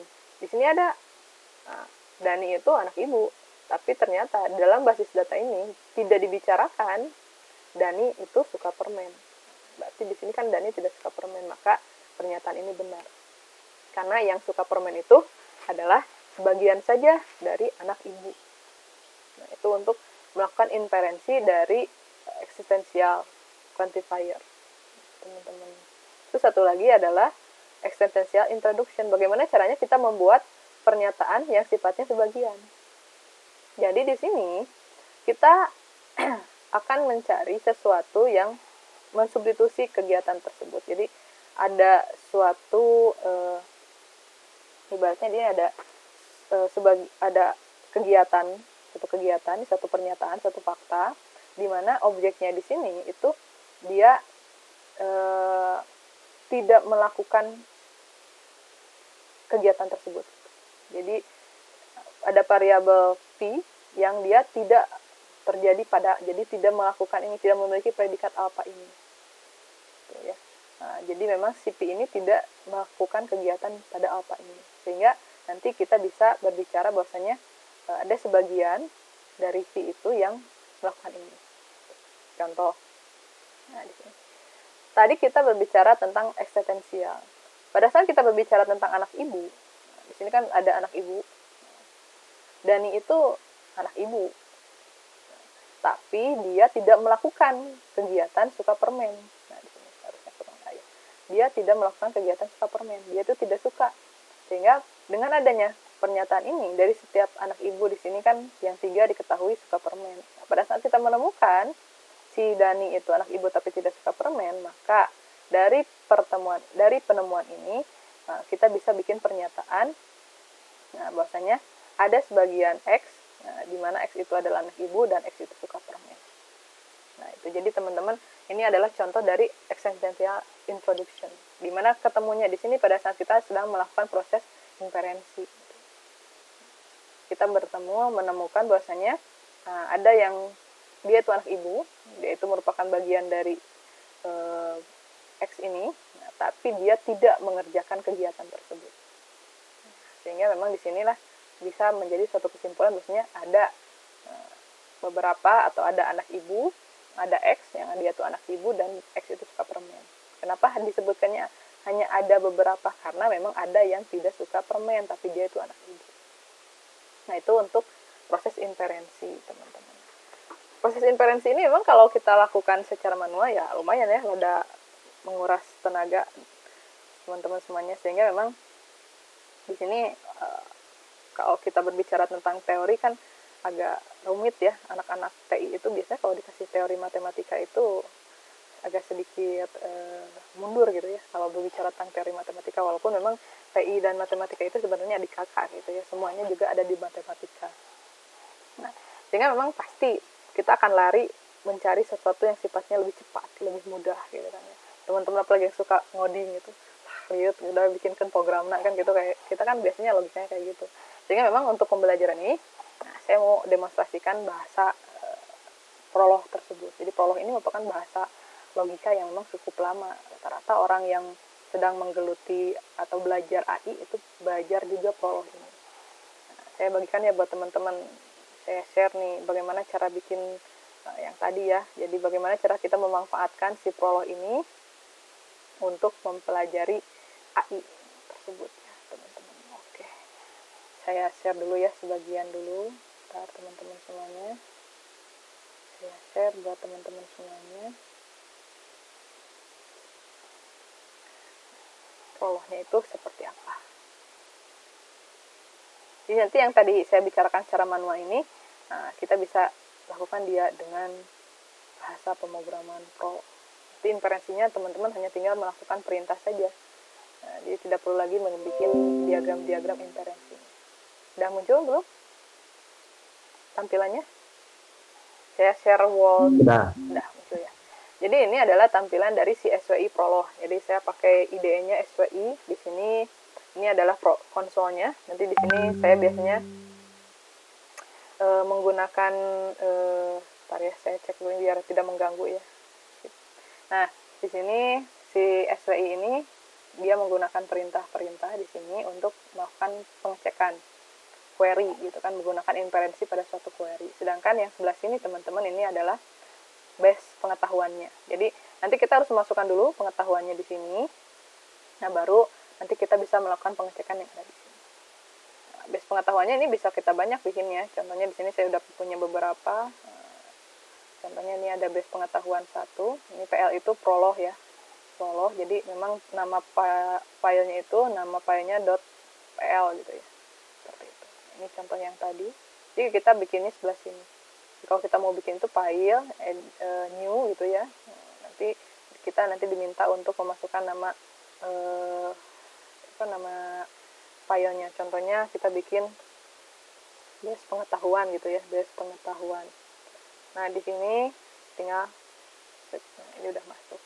Contoh kalau kita mau bikin contohnya ada predikat orang, itu adalah contohnya Agus gitu ya. Terus contohnya ada lagi orang itu adalah contohnya Intan. Terus nanti kita bisa juga contohnya di sini adalah informasinya atau pria itu adalah Agus. Wanita itu adalah Intan. Atau kita bisa kayak tadi rambut, contohnya rambut lurus itu kan, rambut lurus itu contohnya untuk Agus gitu kan. Terus contohnya rambut keriting itu untuk Intan, ibaratnya kayak gitu ya. Nah, ini adalah contoh-contoh dari pengetahuan-pengetahuan yang bisa kita masukkan di sini. Nanti bisa kita cek gitu kan, kalau kita udah selesai kita bisa compile gitu kan pengetahuannya. Biasanya kalau ada salah dia akan mengeluarkan warning gitu kan, salahnya di sebelah mana, seperti biasa ada di baris berapa yang kurang cocok, yang salah. Kalau udah markdown berarti di sini memang tidak ada kesalahan. Nah, untuk cara menggunakannya nanti kita bikin query-query yang akan kita inferensi di sebelah sini di konsolnya. Contoh di sini, saya panggil dulu ya base pengetahuannya, bisa dipanggil seperti ini atau bisa kita buat filenya kayak ini, konsul, kita cari tadi, ini base pengetahuan kayak gini, kita tarik contohnya base pengetahuan, atau bisa langsung kita panggil seperti ini juga bisa, tidak harus panggil konsolnya. Nah, di sini kalau dia kelihatan ya teman-teman, jelas. Nah, kalau dia mengeluarkan kata true, kalau ada true di sini, kalau kurang jelas saya mau perbesar ini hurufnya, takut teman-teman tidak jelas. Hurufnya saya perbesar. Biasa saya pakai 18. Oke, 20 sudah. Nah, begini cukup ya. Nah, jadi kalau sudah true, berarti dia udah siap pengetahuannya kita gunakan. Kita bisa ngecek nih. Contohnya, saya ngecek apakah Agus itu pria. Saya bikin pernyataan, Agus itu adalah seorang pria. Oke, true. Kenapa? Karena dia nanti menginferensi mencari yang ada di sini. Apakah benar nggak Agus itu adalah seorang pria? Kalau saya bilang sekarang, not pria, itu adalah Intan. Kenapa? Karena dia mencari nih, ada nggak pria itu Intan dalam pengetahuannya. Karena di dalam pengetahuannya itu tidak ada Intan yang berpredikat pria, maka dengan adanya not ini, kan ini dia bernilai false ya. Dengan ada not, ini dia balik menjadi nilai true. Nah, jadi dengan base pengetahuan yang ada di sini, nah itu kita bisa melakukan suatu yang bisa membuat inferensi ataupun penalaran yang ada di sini. Jadi penalarannya tidak usah menggunakan manual. Nanti dia akan melakukan sendiri bagaimana proses penalaran tersebut. Nah, contoh yang tadi ini nih, anak ibu suka permen itu ya. Nah, kalau kita ingin mengecek siapa saja sih anak ibu yang suka permen, caranya kita harus bikin panggil dulu base pengetahuannya, base 00 nih pengetahuannya. Oke. Nah, true berarti sudah siap digunakan. Berarti kita pindah pengetahuan nih. Kalau tadi pengetahuannya di base pengetahuan, sekarang di file base 00. Jadi kita bisa cek suka permen. Siapa sih yang suka permen gitu kan? Berarti tinggal kita kasih tanda X. Nanti dia akan melakukan inferensi. Siapa saja si X tersebut, dia akan telusuri. Oh, ternyata X itu adalah Andi, Budi, dan kalau kita ingin ngecek siapa saja sih anak ibu itu gitu kan, tinggal kita tulis saja anak ibu itu adalah anak. Asalkan di sini ini pakai huruf besar ya depannya. Maka kasih titik di akhir, nanti dia nyari tahu anak ibu itu ada Andi, ada Budi, ada Cika, ada Dani, ada Eni. Kenapa? Karena dia melakukan pencarian di sini. Ada informasi, nggak ada pengetahuannya nggak dia tentang siapa sih yang jadi anak ibu. Gitu kan. Kalau kita mau ngecek, contohnya saya suka permen itu adalah Emil gitu ya. Emil suka permen. Nah, maka dia akan bilang false. Kenapa? Karena dia mencari di sini tidak ada yang memiliki predikat suka permen, di dalamnya ada Emil atau objek yang dibicarakannya adalah Emil, sehingga di sini dia nilainya false. Nah, untuk berbicara tadi, contoh kalau ini kan kalau yang ini teman-teman nih, Bu, ini kenapa sih ada tanda merah gitu ya?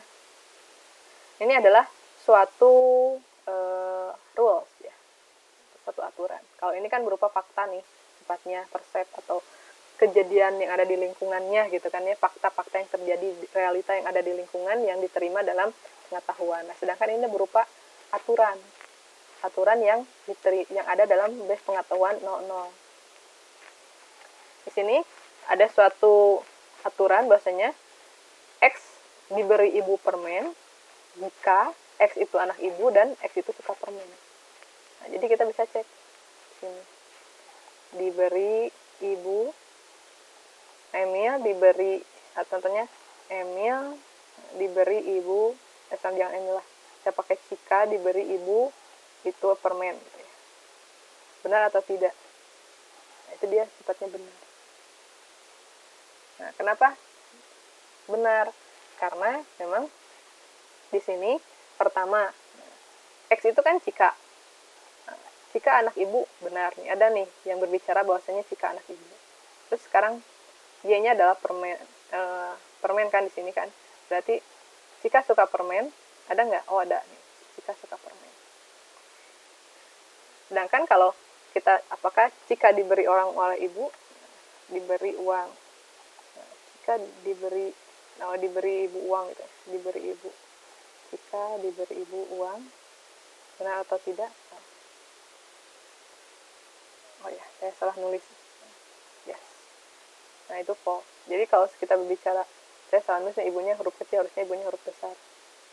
Nah, kenapa? Karena pada saat sekarang diberi uang, nah, ibu ini dengan objek yang keduanya uang, X-nya Cika anak ibu, oke ada nih di sini. Tapi harus not suka permen gitu kan, harus tidak suka permen si Cikanya. Ada nggak yang bilang bahwa Cika itu tidak suka permen? Nggak ada di sini yang tidak suka permen, hanya Dani dan Emi ya. Maka pada saat saya berbicara bahwasanya Cika diberi ibu uang, itu akan bernilai salah.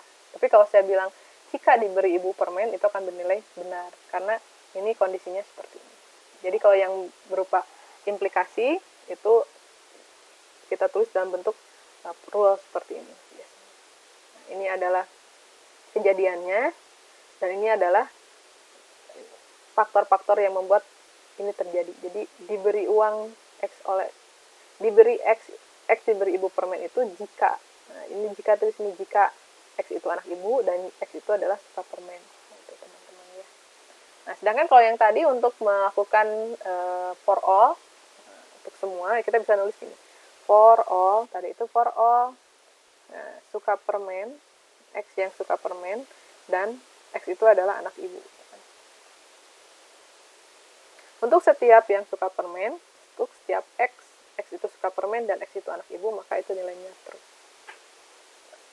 Terus kalau tadi ada sebagian, nah ini pakai kayak gini nih, nah, ini negasi dari for all. Ada sebagian yang anak ibu, X itu anak ibu, dan X itu suka permen.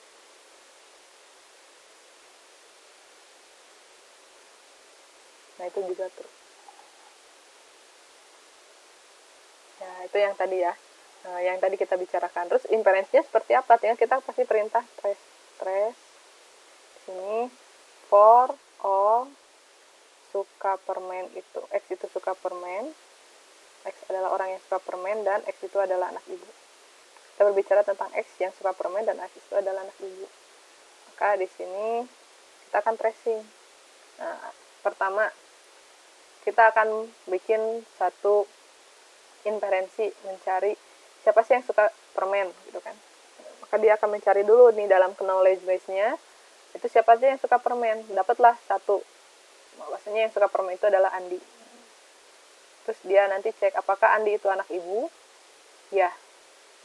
Maka lanjut lagi, ada lagi yang suka permen, ada siapa? Budi. Nanti dia cek apakah Budi itu anak ibu. Ya. Nah jadi kalau ada call itu teman-teman, nih call, dia mencari, dia memberikan perintah pada aplikasi ini ya untuk mencari pernyataan. Ada nggak yang bilang, atau ada nggak sih satu pernyataan yang berbicara ini gitu. Call anak ibu Andi. Ini ada kan. Nah, pada saat dia exit, berarti dia udah keluar dari pencarian dan ketemu gitu kan. Terus lagi, ada lagi nggak yang suka permen? Ada Cika. Dicari apakah Cika itu anak ibu? Ya. Maka oke, semua yang suka permen itu adalah anak ibu, ini benar. Nah, ini terakhir kesimpulannya adalah benar. Nah, tadi for all yang tadi kan ada yang salah nih. For all tadi itu kalau kita balikan, for all anak ibu itu adalah X gitu kan, anak ibunya X itu adalah anak ibu, dan X itu suka permen. Setiap yang anak ibu itu suka permen perbicaraannya, tadi kan dia bernilai salah. Nah, kita cek bagaimana dia bisa menyatakan itu salah. Ada anak ibu Andi, ada. Andi suka permen, cari, ada gitu kan. Nah, berarti Andi suka permen, ketemu. Ada anak ibu lagi nggak? Ada siapa? Budi suka permen nggak? Oh, ada. Terus ada anak ibu lagi nggak? Ada. Siapa? Cika anak permen nggak? Suka permen nggak? Iya. Terus ada anak ibu lagi nggak? Ada. Siapa? Dani suka permen nggak? Gitu kan dicari. Oh ternyata kan dia kan call suka permen, dan di sini nggak ada nih. Yang suka permen itu diketahui hanya Andi, Budi, dan Cika. Nah, sehingga di sini pada saat dia tidak menemukan, ada file di sini. Berarti dia tidak berhasil menemukan statement ini. pernyataan bahwasanya suka permen ini dan ini suka permen itu tidak ditemukan. Sehingga pada saat dia file, dia langsung keluar. Maka pernyataan untuk setiap anak ibu, X itu anak ibu dan X itu suka permen, itu bernilai salah. Nah itu jadi teman-teman inferensinya kita nggak usah susah-susah. Kalau dalam prolog, jadi kita tinggal masukkan perintahnya, dia yang mencari atau yang melakukan fungsinya di tracing. Bagaimana dia melakukan proses pencarian tersebut. Nah jadi nanti teman-teman bisa melakukan hal tersebut gitu ya, melakukan inferensinya gitu ya. Teman-teman itu contohnya inferensi. Kita lihat nih pada contoh kasusnya gitu ya. Contoh kasus yang pertama di sini,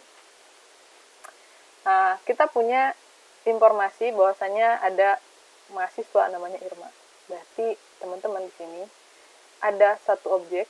Berarti kalau kita bilang X ini objek, satu objek ini bisa nanti diisi atau disubstitusi dengan Irma gitu kan ya.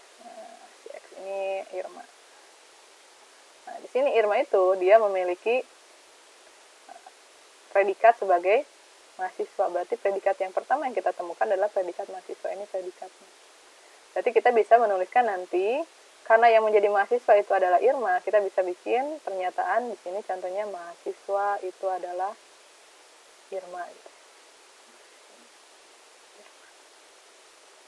Ya kan, pernyataan yang lebih umumnya itu adalah mahasiswa itu adalah X gitu ya. Mahasiswa itu ini pernyataan yang umum. Kenapa? Karena si X ini belum diketahui siapanya. Sedangkan nanti kita bersubstitusi si X ini dengan Irma ini, karena informasinya seperti ini. Terus ada mata kuliah muda, mata kuliah yang muda itu namanya AI. Maka di sini yang menjadi predikatnya, teman-teman bisa ngambil predikat yang panjang ya, mata kuliah yang muda, atau bisa kita permudah saja, perpendek dengan menyebutkan mudah. Contohnya AI itu adalah mudah. Jadi kita bisa bikin suatu pernyataan bahwasanya AI itu mudah. AI-nya saya huruf kecil ya harusnya ya, karena dia adalah konstanta. Maka nanti untuk yang umumnya itu bisa kita buatkan pernyataan bahwasanya nanti ada yang mudah itu tidak hanya AI saja, kan bisa aja mata kuliah yang lain. Maka di sini contohnya mudah X itu nanti dia bisa jadi lebih umum seperti ini. Nah, kalau dia masukkan AI, ini AI-nya huruf kecil. Ini bisa jadi lebih umum itu dengan mudah itu tidak hanya AI saja, bisa yang lainnya, tapi salah satunya adalah AI. Terus ini maksudnya setiap mahasiswa itu pasti ada suka. Nah, berarti akan ada predikat suka nih pada suatu mata kuliah. Jadi ada mahasiswa, objek mahasiswa. Ada contohnya X, dia akan memiliki predikat suka pada suatu mata kuliah. Contohnya mata kuliahnya ini Y gitu kan. Terus di sini jika mahasiswa itu X ya. Terus ini dia itu muda, mata kuliah yang mudah, tapi dia memiliki predikat tidak hadir, maka dia memiliki predikat tidak suka pada mata kuliah tersebut. Nah, di sini lihat ada mahasiswa yang tidak pernah hadir pada mata kuliah mudah, maka mereka tidak menyukai mata kuliah tersebut. Berarti akan ada predikat tidak suka dengan syarat mahasiswa, terus mata kuliah itu mudah, dan terakhir adalah mahasiswa tersebut tidak pernah hadir. Ada predikat tidak pernah hadir. Nah, tidak pernah hadir ini, predikat tidak pernah hadir ini itu harus berbicara tentang X yang berupa mahasiswa dan mata kuliah yaitu Y. Jadi pada saat kita punya informasi untuk melakukan representasi informasi tersebut atau fakta tersebut pada base pengetahuan, jadi kita harus bisa memisahkan atau bisa mengidentifikasi mana yang menjadi predikat, mana yang jadi objek. Akan ada predikat apa saja sih yang lainnya, kayak gini tadi ada predikat muda, ada predikat suka, ada predikat tidak suka, ada predikat tidak pernah hadir gitu kan. Terus setiap predikat tersebut tuh butuh apa saja isinya, kayak gini. Tidak hadir itu maka membutuhkan adanya objek X subjeknya dan ada objek Y yang menjadi objeknya, sehingga kita bisa bikin satu pernyataan yang komplit bahwasanya Irma tidak pernah hadir pada mata kuliah AI. Dibilang bahwasanya tidak pernah hadir X pada Y. Seperti itu. Nah, dari pengetahuan ini yang akan kita cek. Apakah Irma tidak menyukai mata kuliah AI? Itu yang harus kita cek. Berarti di sini yang kita cek itu adalah satu predikat tidak menyukai. Ini adalah objeknya, dan ini adalah objek yang keduanya. Y-nya ibaratnya seperti itu. Nah, dari sini kita tinggal membuat dulu satu base ya, satu basis pengetahuan dari sini. Contohnya di sini kita bikin new, kita masukkan contohnya base 02.pl. Nah, di sini teman-teman. Nah, kita masukkan pertama informasinya itu adalah Irma itu adalah seorang mahasiswa. Terbalik ya. Mahasiswa. Irma itu adalah seorang mahasiswa. Terus yang kedua itu adalah AI itu adalah matkul mudah. Contohnya mudah itu AI. Terus selanjutnya bahasanya di sini akan ada suka. Contohnya suka suatu mahasiswa X itu akan suka pada mata kuliah yang mudah gitu kan, matkul mudah AI. Ada pernyataan seperti ini.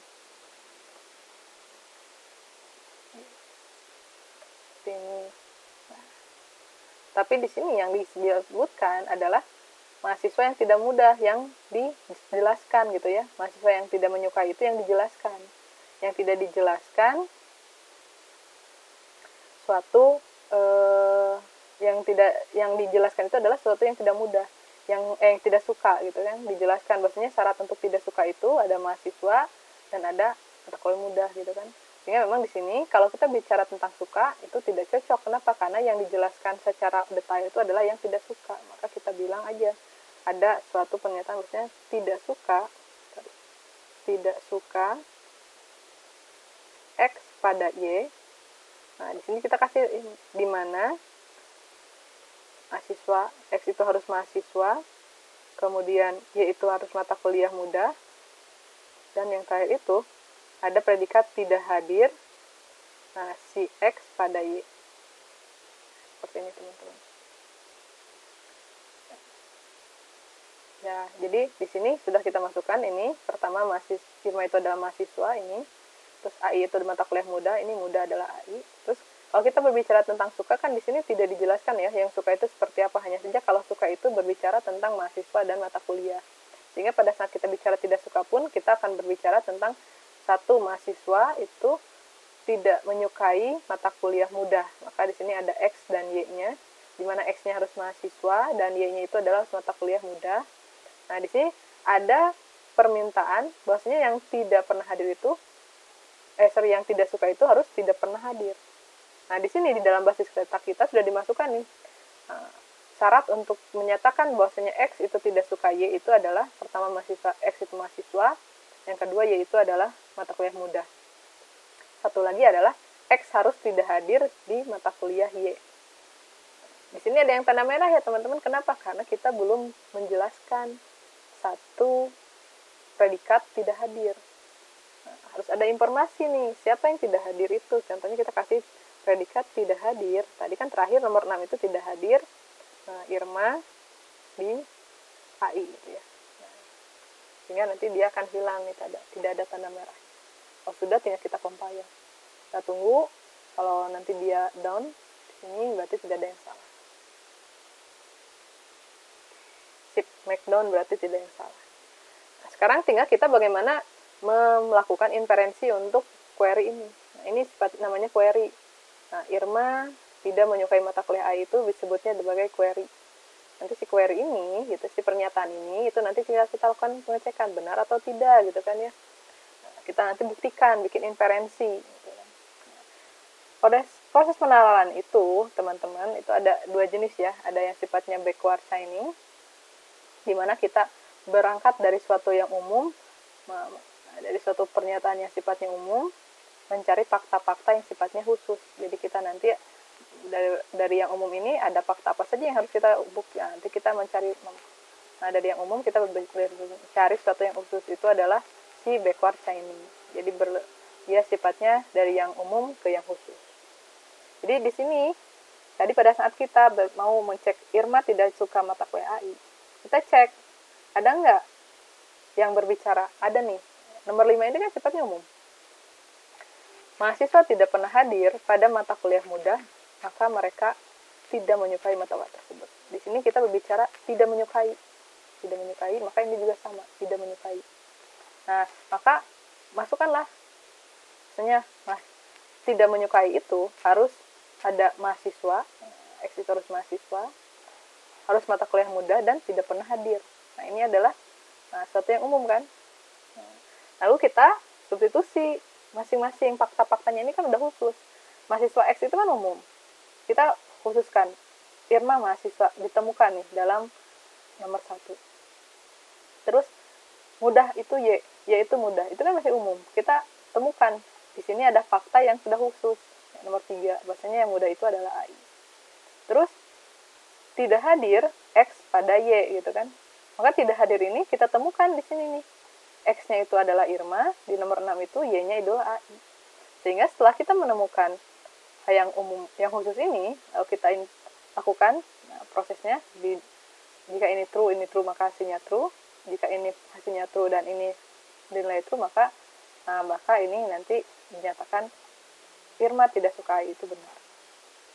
Itu adalah backward chaining. Jadi kita bermula dari suatu yang umum, lalu kita cari fakta-fakta yang khusus, substitusikan, lalu kita lakukan kesimpulan apakah benar atau tidak pernyataan tersebut.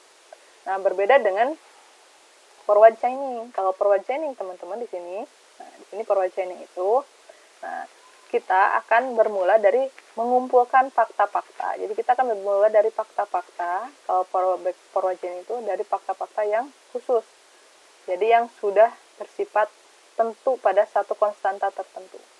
Nah, jadi yang khusus-khusus ini kita kumpulkan, lalu kita bisa membuat satu kesimpulan yang sifatnya umum. Jadi kalau tadi kita menemukan dulu ini, gitu kan ya. Nah, kalau ini tidak.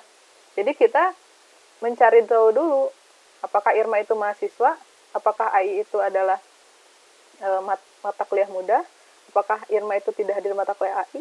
Nah, dengan kita berbicara sesuatu yang khusus ini, barulah kita nanti masukkan, mencari tahu mana sih satu pernyataan yang dia itu mahasiswa, X-nya itu mahasiswa, Y-nya itu adalah mudah, dan tidak hadir X pada Y. Nah, kalau ada berarti kita bisa bilang bahwasanya si Irma itu tidak menyukai, nilainya adalah true, tidak menyukai mata kuliah AI. Nah, jadi kalau kita bermula dari yang sifatnya umum tadi ini, lalu kita mencari yang khusus, menginferensi di setiap bahasa di base pengetahuan ini ada yang sifatnya umum, lalu kita bikin kesimpulan, itu adalah backward chaining. Tapi kalau kita menggunakan teknik forward chaining, teman-teman, maka di sini kita harus melakukan pengumpulan. Nah, ini proses pengumpulan dulu. Ini proofing atau pengumpulannya. Lalu kita kumpulkan dia menggunakan teknik bertanya, faktanya gitu kan. Kemudian nanti dia baru bikin satu kesimpulan terakhir.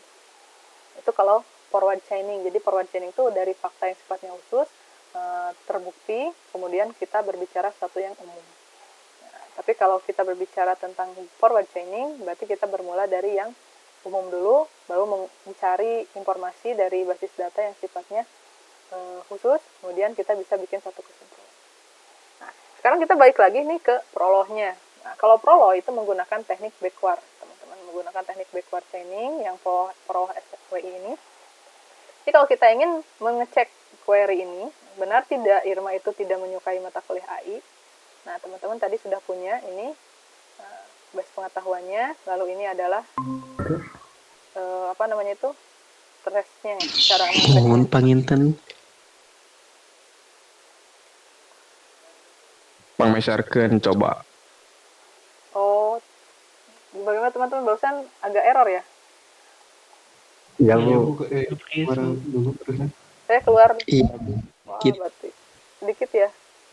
Sorry ya teman-teman ya. Oke, mohon maaf sekali teman-teman. Kayaknya mungkin barusan rada low ya. Oke, saya ulangi lagi ya. Tapi tadi di rekamannya ada ya teman-teman. Nanti teman-teman bisa cek di rekamannya ya, untuk pembelajarannya. Jadi terakhir saya sampai di mana? Halo, teman-teman. Iya, Bu. Tadi terakhir saya sampai di mana? Bisa ada yang ingat mungkin? Penjelasan yang forward chaining, Bu. Oh, forward chaining. Oke. Berarti tadi sampai sini ya? Udah. Nah, jadi kalau forward chaining itu kita berbicara sesuatu yang khusus ya, teman-teman.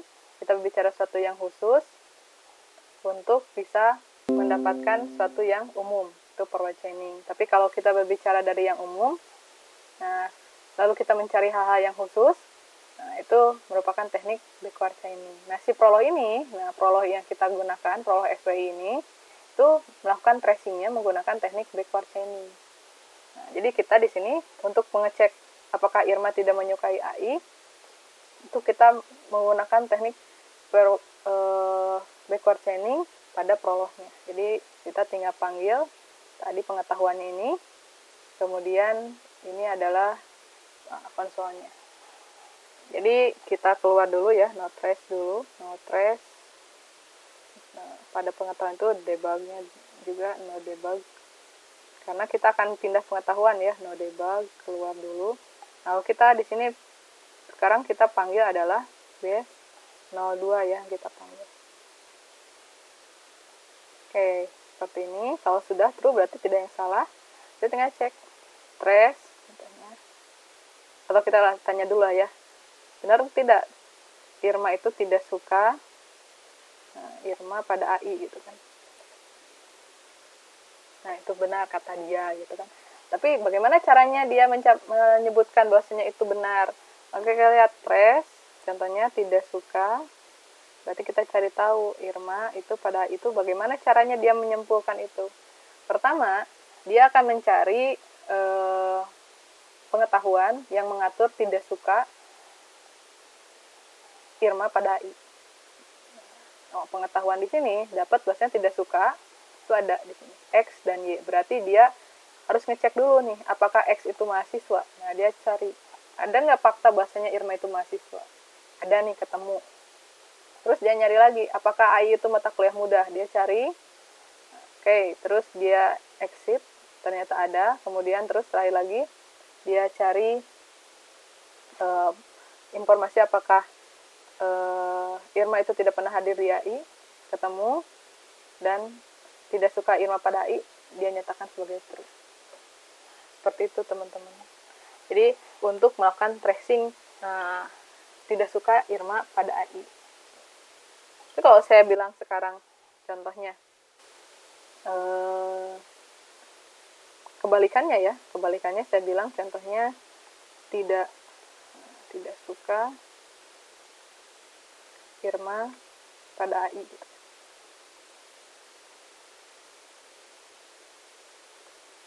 Kan nanti dia cek ada nggak yang tidak suka. Ada nih, pertama Irma mahasiswa iya, terus AI mata kuliah mudah iya, terus tidak hadir Irma pada AI iya. Maka kalau saya bilang Irma itu tidak suka AI, maka itu menjadi false. Kenapa? Karena kalau bilang negasinya dari tidak, kebalikan dari fakta ini, ternyata semua fakta memang menuju pada Irma itu tidak suka AI. Jadi kalau saya berbicara kebalikan dari tidak suka ini, maka dia akan memiliki nilai false. Nah, itu ya. Berbeda dengan tadi pernyataan yang tadi. Ini yang mengetrace tidak suka Irma pada AI, ini untuk mengetrace tidak suka Irma pada AI. Kenapa Bu tidak ngeceknya suka Irma pada AI? Kalau kita bilang suka Irma pada AI, ini akan error. Kenapa? Coba, kenapa bisa terjadi error? Ada yang tahu tidak teman-teman kenapa sampai terjadi error? Karena di base 02-nya tidak ada. Ya, di sini kita tidak ada predikat suka. Jadi tidak ada predikat suka, tidak ada rules, tidak ada fakta yang menyebutkan suka suatu pada sesuatu yang lain. Karena di sini yang diatur adalah sesuatu yang tidak suka, maka untuk menyatakan kebalikannya saya menggunakan tanda ini. Tidak menjadikan, atau kita juga bisa bilang kayak gini, not tidak suka Irma pada AI.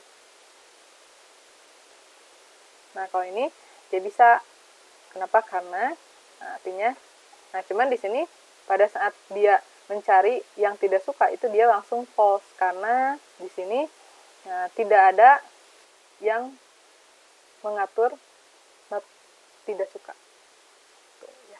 Jadi tidak ada yang mengatur not tidak suka juga di sini. Jadi dia lakukan dulu pencarian, tapi hasilnya false, karena tidak ada yang mengatur not tidak suka.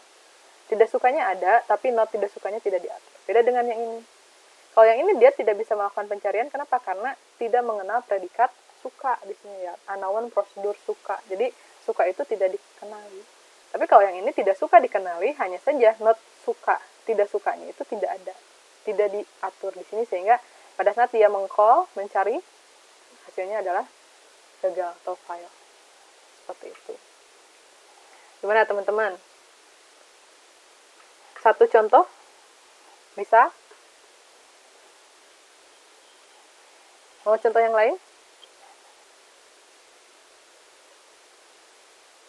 Ya Bu, biar bisa lebih paham lagi Bu. Oke, kita contoh yang lain Contoh ya. satu lagi Bu. Ya, contoh yang kedua di sini, masih ada waktu lah ya. Contoh yang kedua itu adalah ada satu pengetahuan atau ada suatu informasi di sini. Nah, bahwasanya informasinya adalah di sini Asep itu orang tua dari Andi, Budi dan Cika.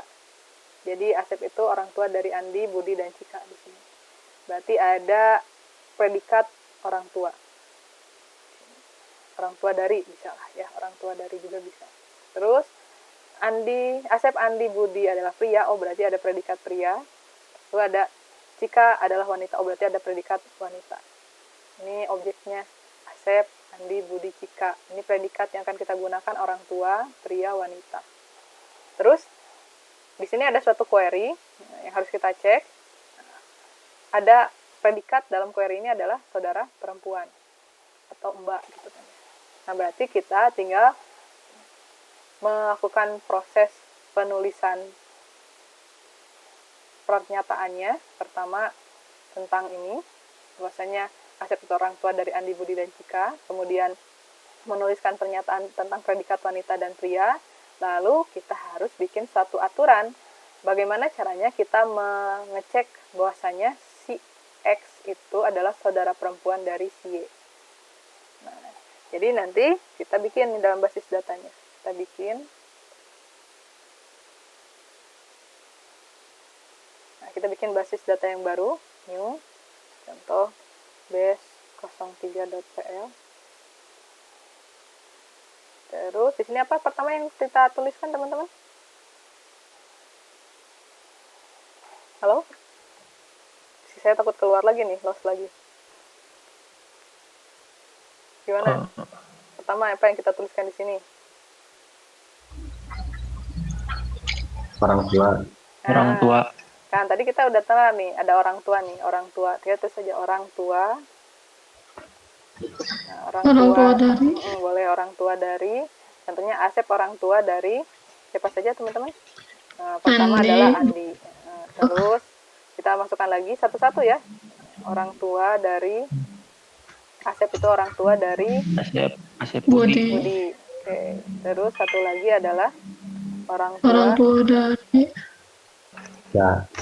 Asep itu adalah Cika ya. Nah, oke, sip. Nah, itu yang pertama. Terus yang kedua tentang si pria ya. Pria itu adalah Asep. Terus pria itu Andi. Terus Budi. Betul. Pria itu adalah Budi. Terus satu lagi adalah wanita itu adalah Cika. Sekarang tinggal kita bikin satu aturan. Nah, karena yang di query ini kan akan berbicara tentang saudara perempuan. Maka kita bikin suatu, ibaratnya jangan panjang lah, mbak lah ya. Teteh atulah ya, teteh gitu kan. Teteh, X itu adalah teteh dari Y, itu jika, contohnya, X itu adalah wanita. Terus contohnya lagi, ibaratnya saya ingin si adiknya itulah wanita laki-laki gitu ya, yaitu adalah pria. Terus adalah contohnya orang tua dari orang tua dari, nah jadi si Z ini orang tua dari X, itu akan sama dengan Orang tua dari Y. Z. Iya, orang tua dari, saya salah nulis ya, harusnya T-nya kecil. Nah, orang tua dari X, Z juga orang tua dari Y. Tuh sebenarnya kayak gini ya, jadi teteh X itu kalau si X-nya wanita, Y-nya laki-laki. Walaupun memang sebenarnya peraturan laki-laki ini sebenarnya kalau dalam orang Sunda mah ya, mau adiknya laki-laki atau perempuan pasti sama saudara perempuan yang lebih tinggi dia bilangnya teteh gitu kan. Nah cuma di sini saya mau nambah aja satu pengecekan di sini ya. Ibaratnya saya ngasih ketentuan bahwasanya X itu harus wanita, Y-nya harus laki-laki, dan orang tua dari X dan Y itu harus sama. Nah, di sini saya menggunakan variabel Z untuk menyatakan kesamaan dari orang tua X dan orang tua Y. Udah, kita masuk ke konsolnya. Nah, di sini berarti kita harus keluar dulu ya. Kita keluar dari trace-nya, karena kita akan memanggil pengetahuan yang baru. Kita keluar dari debug-nya, kita panggil pengetahuan kita yang baru, yaitu base 03. Oke, ada yang salah. Compile. Belum di-compile. Oke, udah di-compile. Kita panggil. Sekarang udah di-compile. Ya, sekarang udah di-compile, dia jadi benar. Tadi ini ada salah itu karena saya belum melakukan compile. Udah compile tadi markdown udah benar. Dipanggil lagi, sekarang udah true, udah siap. Tadi di sini kita harus membuktikan bahwasanya Cika adalah saudara perempuan dari Budi. Berarti X-nya kita ganti dengan Cika, Y-nya kita ganti dengan Budi ya, teman-teman. Nah, jadi kita cek teteh dari Cika itu adalah Budi, ibaratnya kayak gitu. Nah, itu nilainya benar. Bagaimana nilainya bisa benar? Gitu ya. Cika itu adalah kakak teteh dari Budi. Nah, kita trace. Nah, itu trace. Teteh Cika itu adalah teteh dari Budi, maka dia akan mencari, ada nggak aturan bahwasanya Cika itu adalah teteh dari Budi gitu. Ada aturan yang mengatur atau predikat teteh gitu. Oh, ada predikat teteh ini. Predikat teteh ini muncul dengan syarat harus ada wanita. Cika itu wanita, cari nih ada nggak? Oh, ada Cika wanita. Terus cari Budi itu perempuan, laki-laki, pria, ada. Terus kita cari tahu siapa sih orang tua dari Cika. Nah, ini si Z-nya di sini disebutkan sebagai 9026. Nah, dapatlah bahwasanya si 9026 itu adalah Asep. Lalu kita cek apakah Asep orang tua dari Budi. Nah, karena memang ada, maka teteh, jika itu teteh dari Budi, itu adalah benar. Nah, itu teman-teman ya. Jadi di sini kita mendefinisikan setiap predikat yang kita miliki. Nah, bisa dari fakta, bisa juga dari suatu peraturan. Sekarang bagaimana kalau saya ingin membuktikan bahwasanya Cika itu bukan saudara perempuan dari Asep. Ini ada kata bukan. Nah, di sini kalau kita mau mencari not teteh gitu ya, maka nanti dia tidak akan bisa melakukan inferensi kayak tadi. Karena kalau not teteh itu tidak ada, tidak diatur. Kan bukan ya, berarti kan not gitu. Not teteh ibaratnya, not teteh Cika Asep. Itu tidak bisa dilakukan karena tidak ada yang mengatur not teteh di sini. Berarti kita harus menggunakan yang tadi, tandanya harus seperti ini. Nah, itu teteh Cika Asep, bukan Cika itu bukan teteh dari Asep, seperti ini. Nah, dia filekan hasilnya di true. Atau kita juga bisa paksakan dia seperti ini, teteh Cika Asep. Kan nanti dia akan menghasilkan nilai false. Karena yang kita cari itu adalah tidak, maka itu nanti karena ini hasilnya false dan yang kita inginkan itu adalah bukan, maka itu sama dengan benar. Seperti itu teman-teman. Gimana? Ada yang ditanyakan dari teman-teman? Untuk contoh yang kedua, silakan. Halo? Oh, saya nggak keluar lagi ya, saya takut keluar lagi nih tiba-tiba nanti teman-teman nggak ada kabar lagi.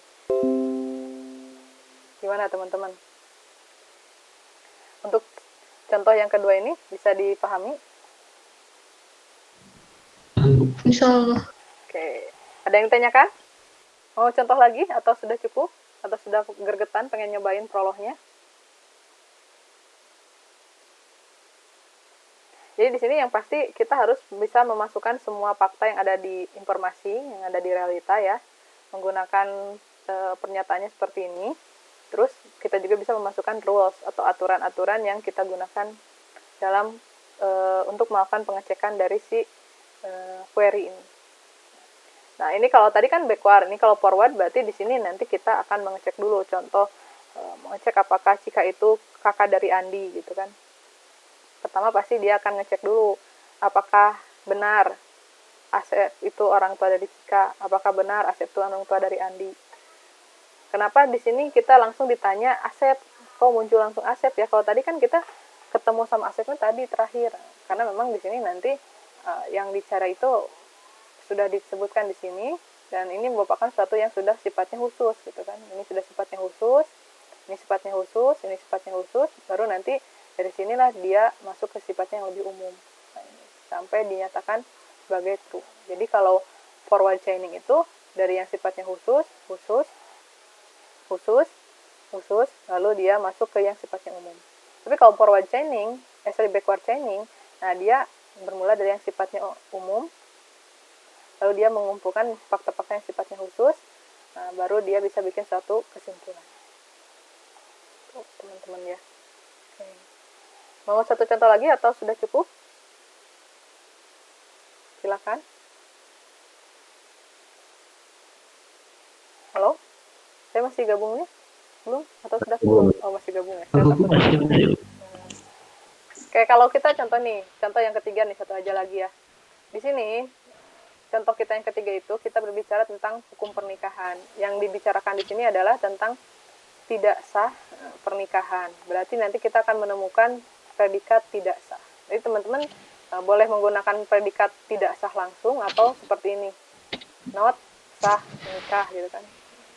Nah, di sini ada ponakan. Terus di sini ada informasi bahwasanya ada predikat menikah si X dengan si Y, ini berarti. Terus ada predikat anak kandung si X dengan contohnya yang lainnya, Z contohnya. Terus ada juga predikat bahwasanya ada saudara kembar si Z ini dengan si Y. Nah, ibaratnya kayak gitu. Nah, di sini yang kita akan bicarakan adalah tentang tidak sah pernikahan antara si X dengan si Y, ibaratnya kayak gitu. Maka di sini teman-teman tinggal masukkan aja informasinya. Informasi yang kita dapat pertama adalah predikat menikah. Menikah, Wati menikah dengan Andi. Lalu ada anak kandung. Wati anak kandung dari Budi. Kemudian ada saudara kembar. Nah, Budi itu saudara kembar dari Andi. Kemudian kita bikinlah satu di sini. Misalnya kalau tidak sah menikah itu jika X itu adalah ponakan dan X itu menikah dengan Y. Nah, si ponakan inilah suatu yang belum diketahui dari sebelumnya kan. Nah, sebelumnya kita tidak berbicara ponakan di sini. Apa sih ponakan? Baru kita cek. Nah, di sini ponakan itu adalah hubungan X dengan Z, di mana X itu anak kandung Y dan Y itu adalah saudara kandung dari Z. Nah, terus anak kandung udah disebutkan di sini, tapi saudara kandung belum. Nah, maka kita bikin satu kesimpulan. Saudara kandung itu adalah saudara kembar. Nah, kenapa? Karena informasi yang didapatkan sebelumnya adalah kita berbicara tentang saudara kembar. Oke, kita contohkan ya langsung ya. Jadi pada saat kita bikin base pengetahuannya, contoh kita pakai base 4, base 04.pl. Kita masukkan dulu nih sesuai informasi yang ada di sini. Pertama adalah menikah, contoh menikah Wati dengan Andi. Kemudian anak kandung Wati itu anak kandung dari Budi. Wati. Terus di sana ada saudara kembar. Ini kembar Budi dengan Andi. Nah, ini adalah informasi. Terus yang harus kita cek itu adalah predikat tidak sah. Contoh teman-teman boleh contohnya bikin langsung contohnya tidak sah gitu. Boleh langsung bikin kayak gini, tidak sah menikah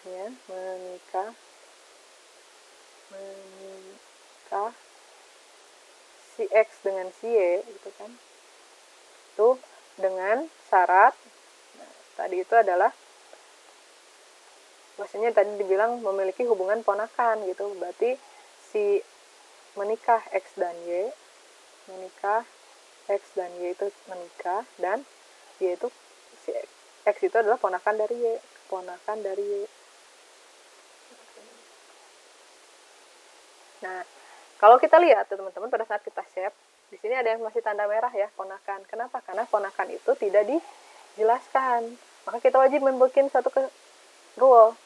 Apa sih yang disebut dengan ponakan gitu? Keponakan itu X itu keponakan dari Y itu jika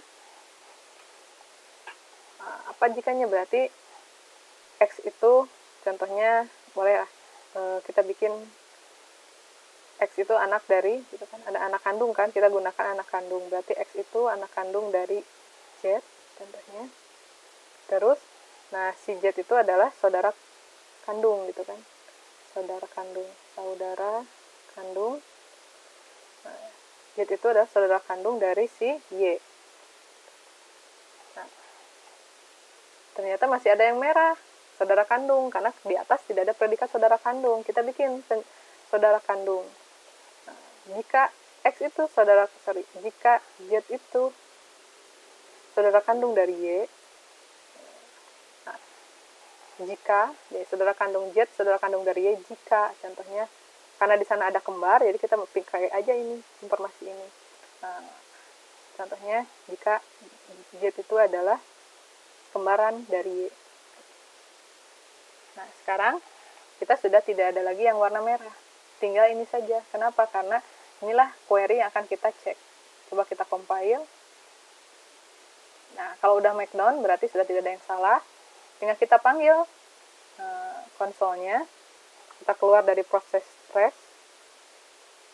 Kita keluar dari proses debug. Oke. Ya, sekarang apa yang harus kita lakukan teman-teman? Saya ngecek saya masih gabung nggak? Halo? Oke. Oh, masih. Apa yang harus kita lakukan sekarang? Pertama, setelah kita bikin base pengetahuan, Panggil filenya. ya, panggil ya. Base. Panggil base-nya, base 04. Terus, kita cek tadi. Yang harus kita cek itu apa? Buktikan bahwasanya pernikahan Andi dan Wati itu tidak sah. Berarti kita harus memanggil tidak Tidak. sah. Nah, siapa? Menikahnya. Siapa yang menikah? Wati menikah dengan Andi. Andi. Tadi saya salah nulis kayaknya. Tadi saya nulisnya TDK. ya TDK. betul. Jadi di sini karena tadi saya salah nulis, maka dia bilang nih unknown prosedur tidak diketahui. Ya, berarti saya harus nulisnya TDK sah, tidak sah menikahnya Wati menikah dengan Andi, sorry. Ini nilainya true. Nah, kenapa bisa true? Kita bikin trace tidak sah menikahnya Wati dan Andi. Wati menikah dan Andi. Nah, pertama dia nyari ada nggak gitu kan ya fakta yang menyebutkan atau yang menjelaskan predikat tidak sah ada nih. Oke, dia call. Fakta tidak sah ini harus memanggil fakta menikah. Ada nggak fakta yang menyebutkan bahwasanya Wati menikah dengan Andi? Nah, ternyata ada ya di fakta nomor pertama. Oke, exit ketemu nih. Selanjutnya, ada nggak fakta bahwasanya di sini nih? Selanjutnya kan ini menikah udah ketemu. Ada nggak fakta bahwasanya Wati itu ponakan dari Andi? Berarti dia akan call nih. Ada nih ponakan itu dia harus punya syaratnya adalah anak kandung. Berarti Wati itu anak kandung dari si Z. Z ini kan belum kita ketahui nih, maka dikasih tanda seperti ini. Lalu kita cari, oh ketemu nih. Wati anak kandung dari siapa? Ketemu. Ternyata si variabel Z ini adalah Budi. Ketemu. Selanjutnya, sekarang dari ponakan ini harus ada pernyataan saudara kandung. benar nggak si Budi ini saudara kandung dari Andi? Ada nggak yang menyatakan? Oh, ada di sini aturannya. Aturannya itu dia harus memanggil kembar. Apakah benar nggak Budi itu kembaran dari Andi? Karena ada, benar, maka Budi itu saudara kandung dari Andi, maka Wati itu adalah ponakan dari Andi, dan tidak sah itu benar. Tuh teman-teman, ya, itu adalah bagaimana caranya kita melakukan backward chaining untuk melakukan inferensi dari pengetahuan ini dan query ini. Query yang membuktikan tidak sahnya pernikahan Wati dan Andi. Sekarang bagaimana kalau ini membuktikan pernyataan ini tidak sah ya, tidak sah, ini udah. Terus bagaimana kalau kita ingin membuktikan pernikahan Wati dengan bukan Andi itu adalah sah? Berarti kita harus berbicara bukan Andi. Berarti di sini kita bikin tidak sahnya itu harus bernilai false ya teman-teman. Tidak sah menikah. Kenapa kita tidak berbicara sah? Karena kan tidak ada aturan yang berbicara tentang sah di sini ya. Aturannya yang berbicara itu adalah tentang tidak sah. Maka kita menggunakan tidak sah menikah Wati. Kita masukkan di sini not Andi karena bukan Andi. Not Andi.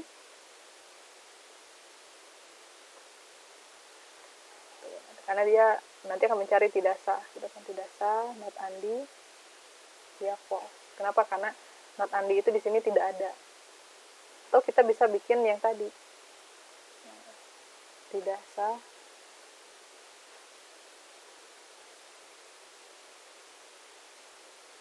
Menikah Wati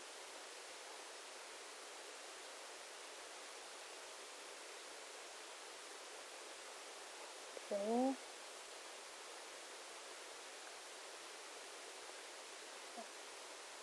tadi itu Andi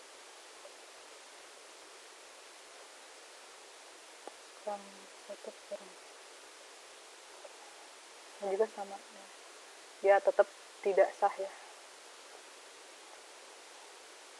karena hasilnya di sini true. Kenapa? Karena memang di sini kan jadi kebalikannya, negasi dari tidak sah ini.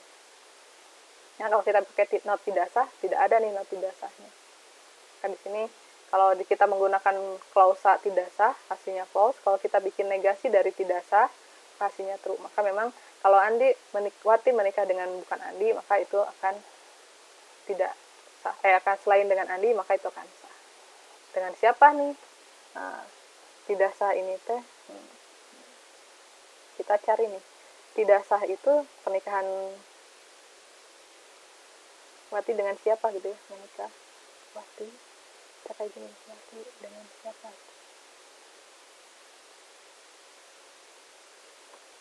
Menikah.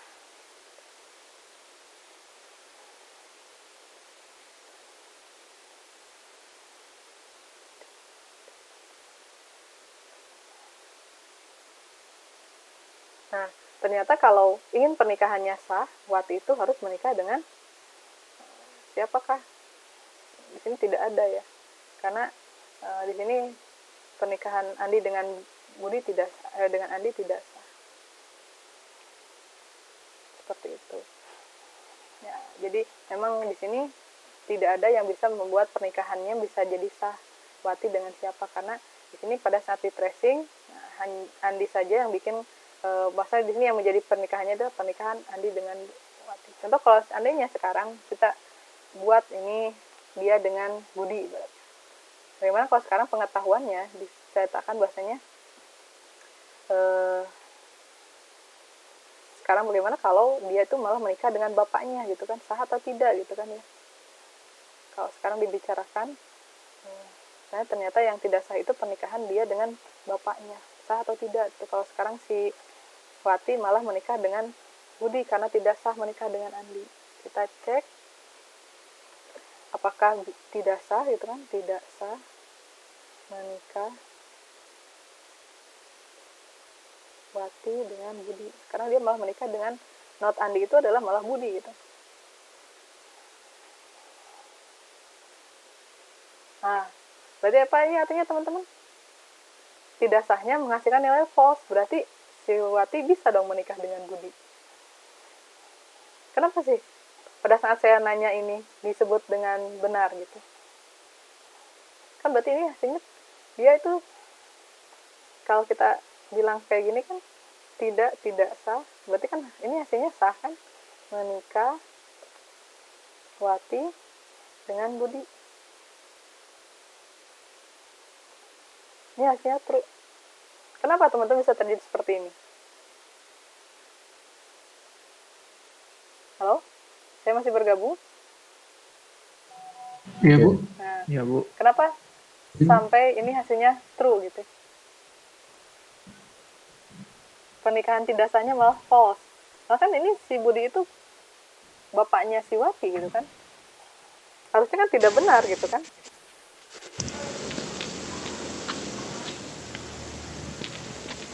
Kenapa? Ya ada aturan menikah sama ayah kandung, Bu. Iya, Cuman sama betul. saudara. Iya. Jadi Ada negasinya. pengetahuannya belum diupdate. Jadi dia itu baru berbicara tidak sah itu kalau hubungannya hubungannya adalah ponakan. Tapi tidak berhubungan sebagai anak kandung gitu kan.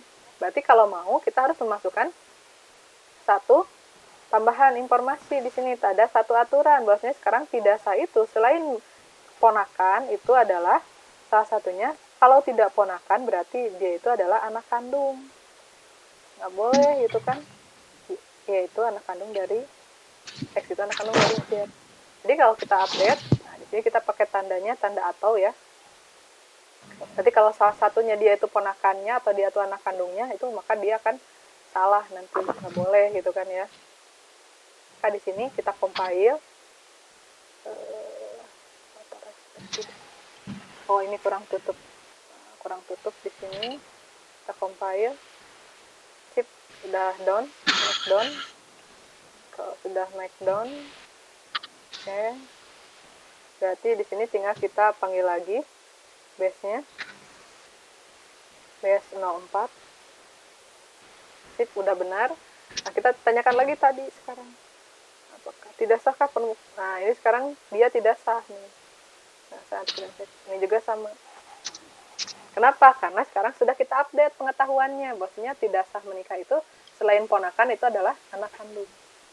Jadi, teman-teman, nah, bagaimana si agen kita itu bisa bekerja ini ya? Bagaimana si komputer ini bisa berpikir layaknya manusia itu tergantung dari basis pengetahuannya. Jadi kalau dia memiliki pengetahuan yang sangat banyak, maka dia akan melakukan sesuatu yang pintar. Tapi kalau di sini pengetahuannya salah ataupun hanya terbatas, maka dia pun akan memiliki kepintaran yang terbatas ataupun malah jadi tidak pintar. Jadi di sini tuh yang paling penting itu adalah teman-teman adalah yang namanya pengetahuan. Jadi basis pengetahuan itulah sangat penting pada saat kita akan merancang sistem cerdas. Nah, yang harus kita perhatikan itu adalah pertama domain-domain pertanyaan seperti tadi. Predikat-predikat. Bahasanya. Nah, kalau kita menggunakan prolog ini kan jadi lebih enak kan? Ada bahasa ini. Kalau kita menggunakan bahasa yang lain mungkin kita harus melakukan penyesuaian dengan aturan-aturan logika. Tapi kalau prolog ini kan karena dia memang diperuntukkan untuk logika, maka kita bisa menggunakannya. Terus juga lakukan implementasi inferensinya. Tadi apakah mau pakai backward chaining atau forward chaining. Kalau prolog tadi kan udah menggunakan BC ya, backward chaining. Nah, nanti kalau teman-teman bisa menggunakan SWISH di sana, kita bisa menggunakan backward chaining dengan prolog tapi dengan IDE yang lain. Nah, makanya di sini pada saat kita akan membangun suatu sistem cerdas dengan menggunakan teknik penalaran, pengetahuan yang pertama itu kita harus menentukan domainnya, masalahnya itu tentang apa. Tadi contohnya tentang tidak sahnya pernikahan, tentang saudara perempuan, tentang hubungan suka permen atau tidak suka permen, itu menjadikan suatu domain masalah. Jadi kita bikin pernyataannya domain masalahnya itu apa. Kemudian tadi kayak yang seperti saya demokan, predikatnya apa, terus kan siapa saja orangnya, apa jadi fungsinya, ini harus kita pelajari dari informasi yang ada, dari aturan-aturan yang ada. Kemudian bikinlah sesuatu yang sifatnya umum menjadi lebih spesifik. Kayak tadi, ponakan itu apa sih? Nah, ponakan itu kan masih umum kan? Ponakan itu apa sih? Kita jabarkan harus ada ini, harus ada ini, harus ada ini. Terus bikin kode-kode yang lebih mudah kita untuk menuliskan, kayak tadi kan tidak sah, menulisnya jangan terlalu panjang, menikah. Bagaimana caranya bisa kode-kode itu menjadi sifatnya yang lebih khusus, unik, sehingga kita bisa lebih mudah dalam pemanggilannya. Terus kemudian buatlah query-query untuk melakukan penarikan kesimpulan menggunakan inferensi ini. Kayak tadi kan, kita coba sah menikah nggak Wati dengan ini? Siapa sih yang bisa membuat pernikahan Wati sah? Kalau Wati dengan Budi sah atau tidak? Itu adalah teknik kita untuk mengecek pengetahuan kita, memberikan query-query yang akan kita inferensi bersama. Nah, itu teman-teman pembahasan kita tentang teknik penalaran menggunakan logika first order logic. Silakan kalau ada yang ditanyakan dari teman-teman, mangga. Silakan teman-teman kalau ada yang mau ditanyakan.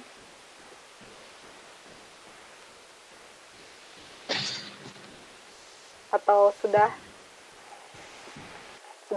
tidak tahan untuk mencoba? Bu, bisa lihat lagi yang tadi, Bu. Yang mana? Yang menikah. Menikah, oke. Yang menikah.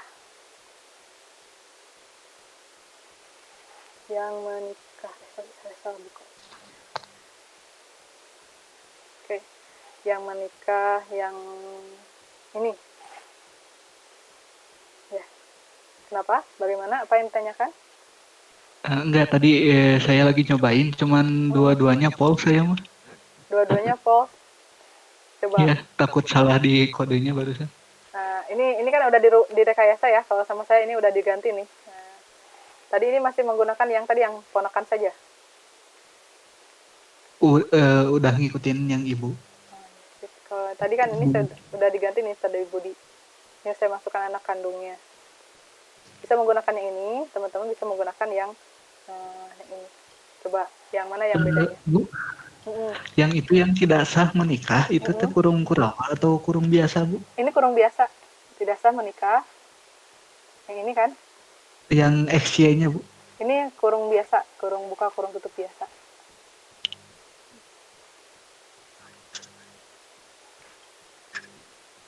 Nah, ini sama dengan ini. Nah, ini kurung biasa nih.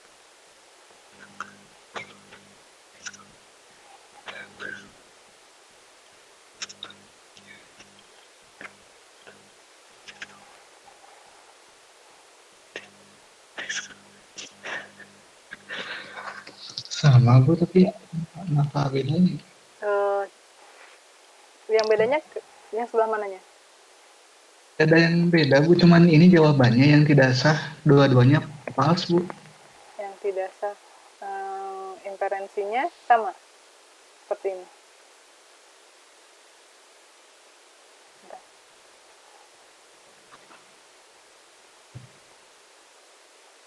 Inferensinya sama. Yang mana? Yang ini? Yang Budi? Yang apa yang masih dengan yang Andi? Yang Andi, Bu. Yang Andi tidak sah. Ini yang ini. Ya, sok coba dilihat. Setiap ada perubahan di base, itu jangan lupa di-compile. Nah, kalau udah di-compile, di sininya dipanggil lagi. Karena dia sudah diperbaharui lagi informasinya. Masih false, Bu. Harusnya true. Yang mana? Yang ini tidak sah menikah Wati dan Andi ya harus true. Nah, di sininya, ini harus nilainya true. Tidak sah menikah Wati dengan Andi itu harus nilainya harus true. Karena dia kan pertama menikah kan, Wati dan Andi, terus ponakan gitu kan. Ternyata pada saat di sini ponakan X dan Y, X itu anak kandung dari Z dan Z itu saudara kandung dari Y. Ini udah ketemu gitu kan. Mungkin ada yang beda di sininya? Nggak ada, Bu. Sama semua. Sama. XY. Ininya predikatnya? Huruf besar, huruf kecil di predikat? Sama, Bu. Oh. Ini informasinya? Wati Budi sama, Bu. Oke, kalau itu nanti coba dikirim ya ke grup atau di WA saja, nanti sama saya coba dicek di sebelah mananya dulu. Apa? dicoba lagi. Oke, ya nanti coba kita informasikan bersama-sama di sana ya, di grup ya. Terima kasih atas pertanyaannya ya. Nanti kita coba perbaharui lagi di grup seperti apa hasilnya gitu ya. Kenapa bisa terjadi perbedaan? Oke. Ya, ada lagi yang ditanyakan teman-teman? Nah, kalau tidak ada, teman-teman silakan nanti coba ya. Seperti tadi udah ada yang coba nih tentang prolognya. Nanti teman-teman semuanya coba. Karena nanti hari ini ada tugas 2 ya. Tugas 2 itu kita akan mencoba untuk membangun base pengetahuan menggunakan logika. Kemudian kita akan mencoba untuk melakukan inferensi pada query-query. Nah, itu sehingga nanti teman-teman usahakan udah mencoba praktikum si prolognya ini. Karena kalau menggunakan manual, teman-teman akan bingung sendiri. Tapi kalau menggunakan prolog, nanti inferensinya bisa lebih cepat. Nah, minggu depan kita akan membahas tentang sistem pakar. Jadi sistem pakar ini salah satu bagian dari sistem cerdasan buatan ya, di mana di sini kita nanti akan menggunakan teknik penalaran. Salah satunya yang terkenal itu teknik penalaran inferensi dari forward chaining, dan satu lagi adalah backward chaining yang sudah tadi saya bahas. Nah, nanti teman-teman silakan pelajari, baca-baca tentang sistem pakar itu apa, terus bagaimana cara inferensi forward dan backward chainingnya. Seperti itu. Nah, kalau tadi pertanyaan yang tadi itu saya akan tunggu di grup ya, atau nanti enaknya sih di grup sih biar semua orang bisa tahu ya hasilnya bagaimana, mana yang bedanya. Nanti sisanya kita akan bahas di classroom dan di grup kita. Ya, oke, terima kasih buat teman-teman semuanya pada pertemuannya hari ini. Ya, mudah-mudahan apa yang kita bahas dari awal sampai akhir bisa bermanfaat buat teman-teman semuanya. Dan yang masih penasaran, sisanya nanti akan kita lanjutkan di classroom dan di grup WA kita untuk membahas materi kita pada hari ini. Ya. Oke. Tapi teman-teman ini, karena tadi saya sempat keluar ya dari meeting ini, jadi saya minta teman-teman nuliskan kembali nama dan NIM-nya ya. Tadi saya sempat belum save, ya, karena tadi saya sempat keluar, jadi settingannya pada hilang. Jadi tolong teman-teman nanti chat lagi sebelum keluar, chat lagi nama dan NIM-nya. Terus yang belum sempat absen ke classroom, nanti teman-teman kirimkan SS sedang masuk di room ini, dan kirimkan nama dan NPM-nya ya ke WA saya. Nanti biar saya langsung hubungi Pak Yosep untuk memasukkan ke dalam sistem. Ya, seperti itu teman-teman, mungkin materi kita hari ini. Kita akan lanjut di di grup ya, nanti pembahasannya. Terima kasih pada semuanya. Jangan lupa sebelum close, isi absen dulu internal di room ini. Terima kasih, mudah-mudahan bermanfaat. Selamat pagi. Assalamualaikum warahmatullahi wabarakatuh. Waalaikumsalam warahmatullahi wabarakatuh. Warahmatullahi wabarakatuh.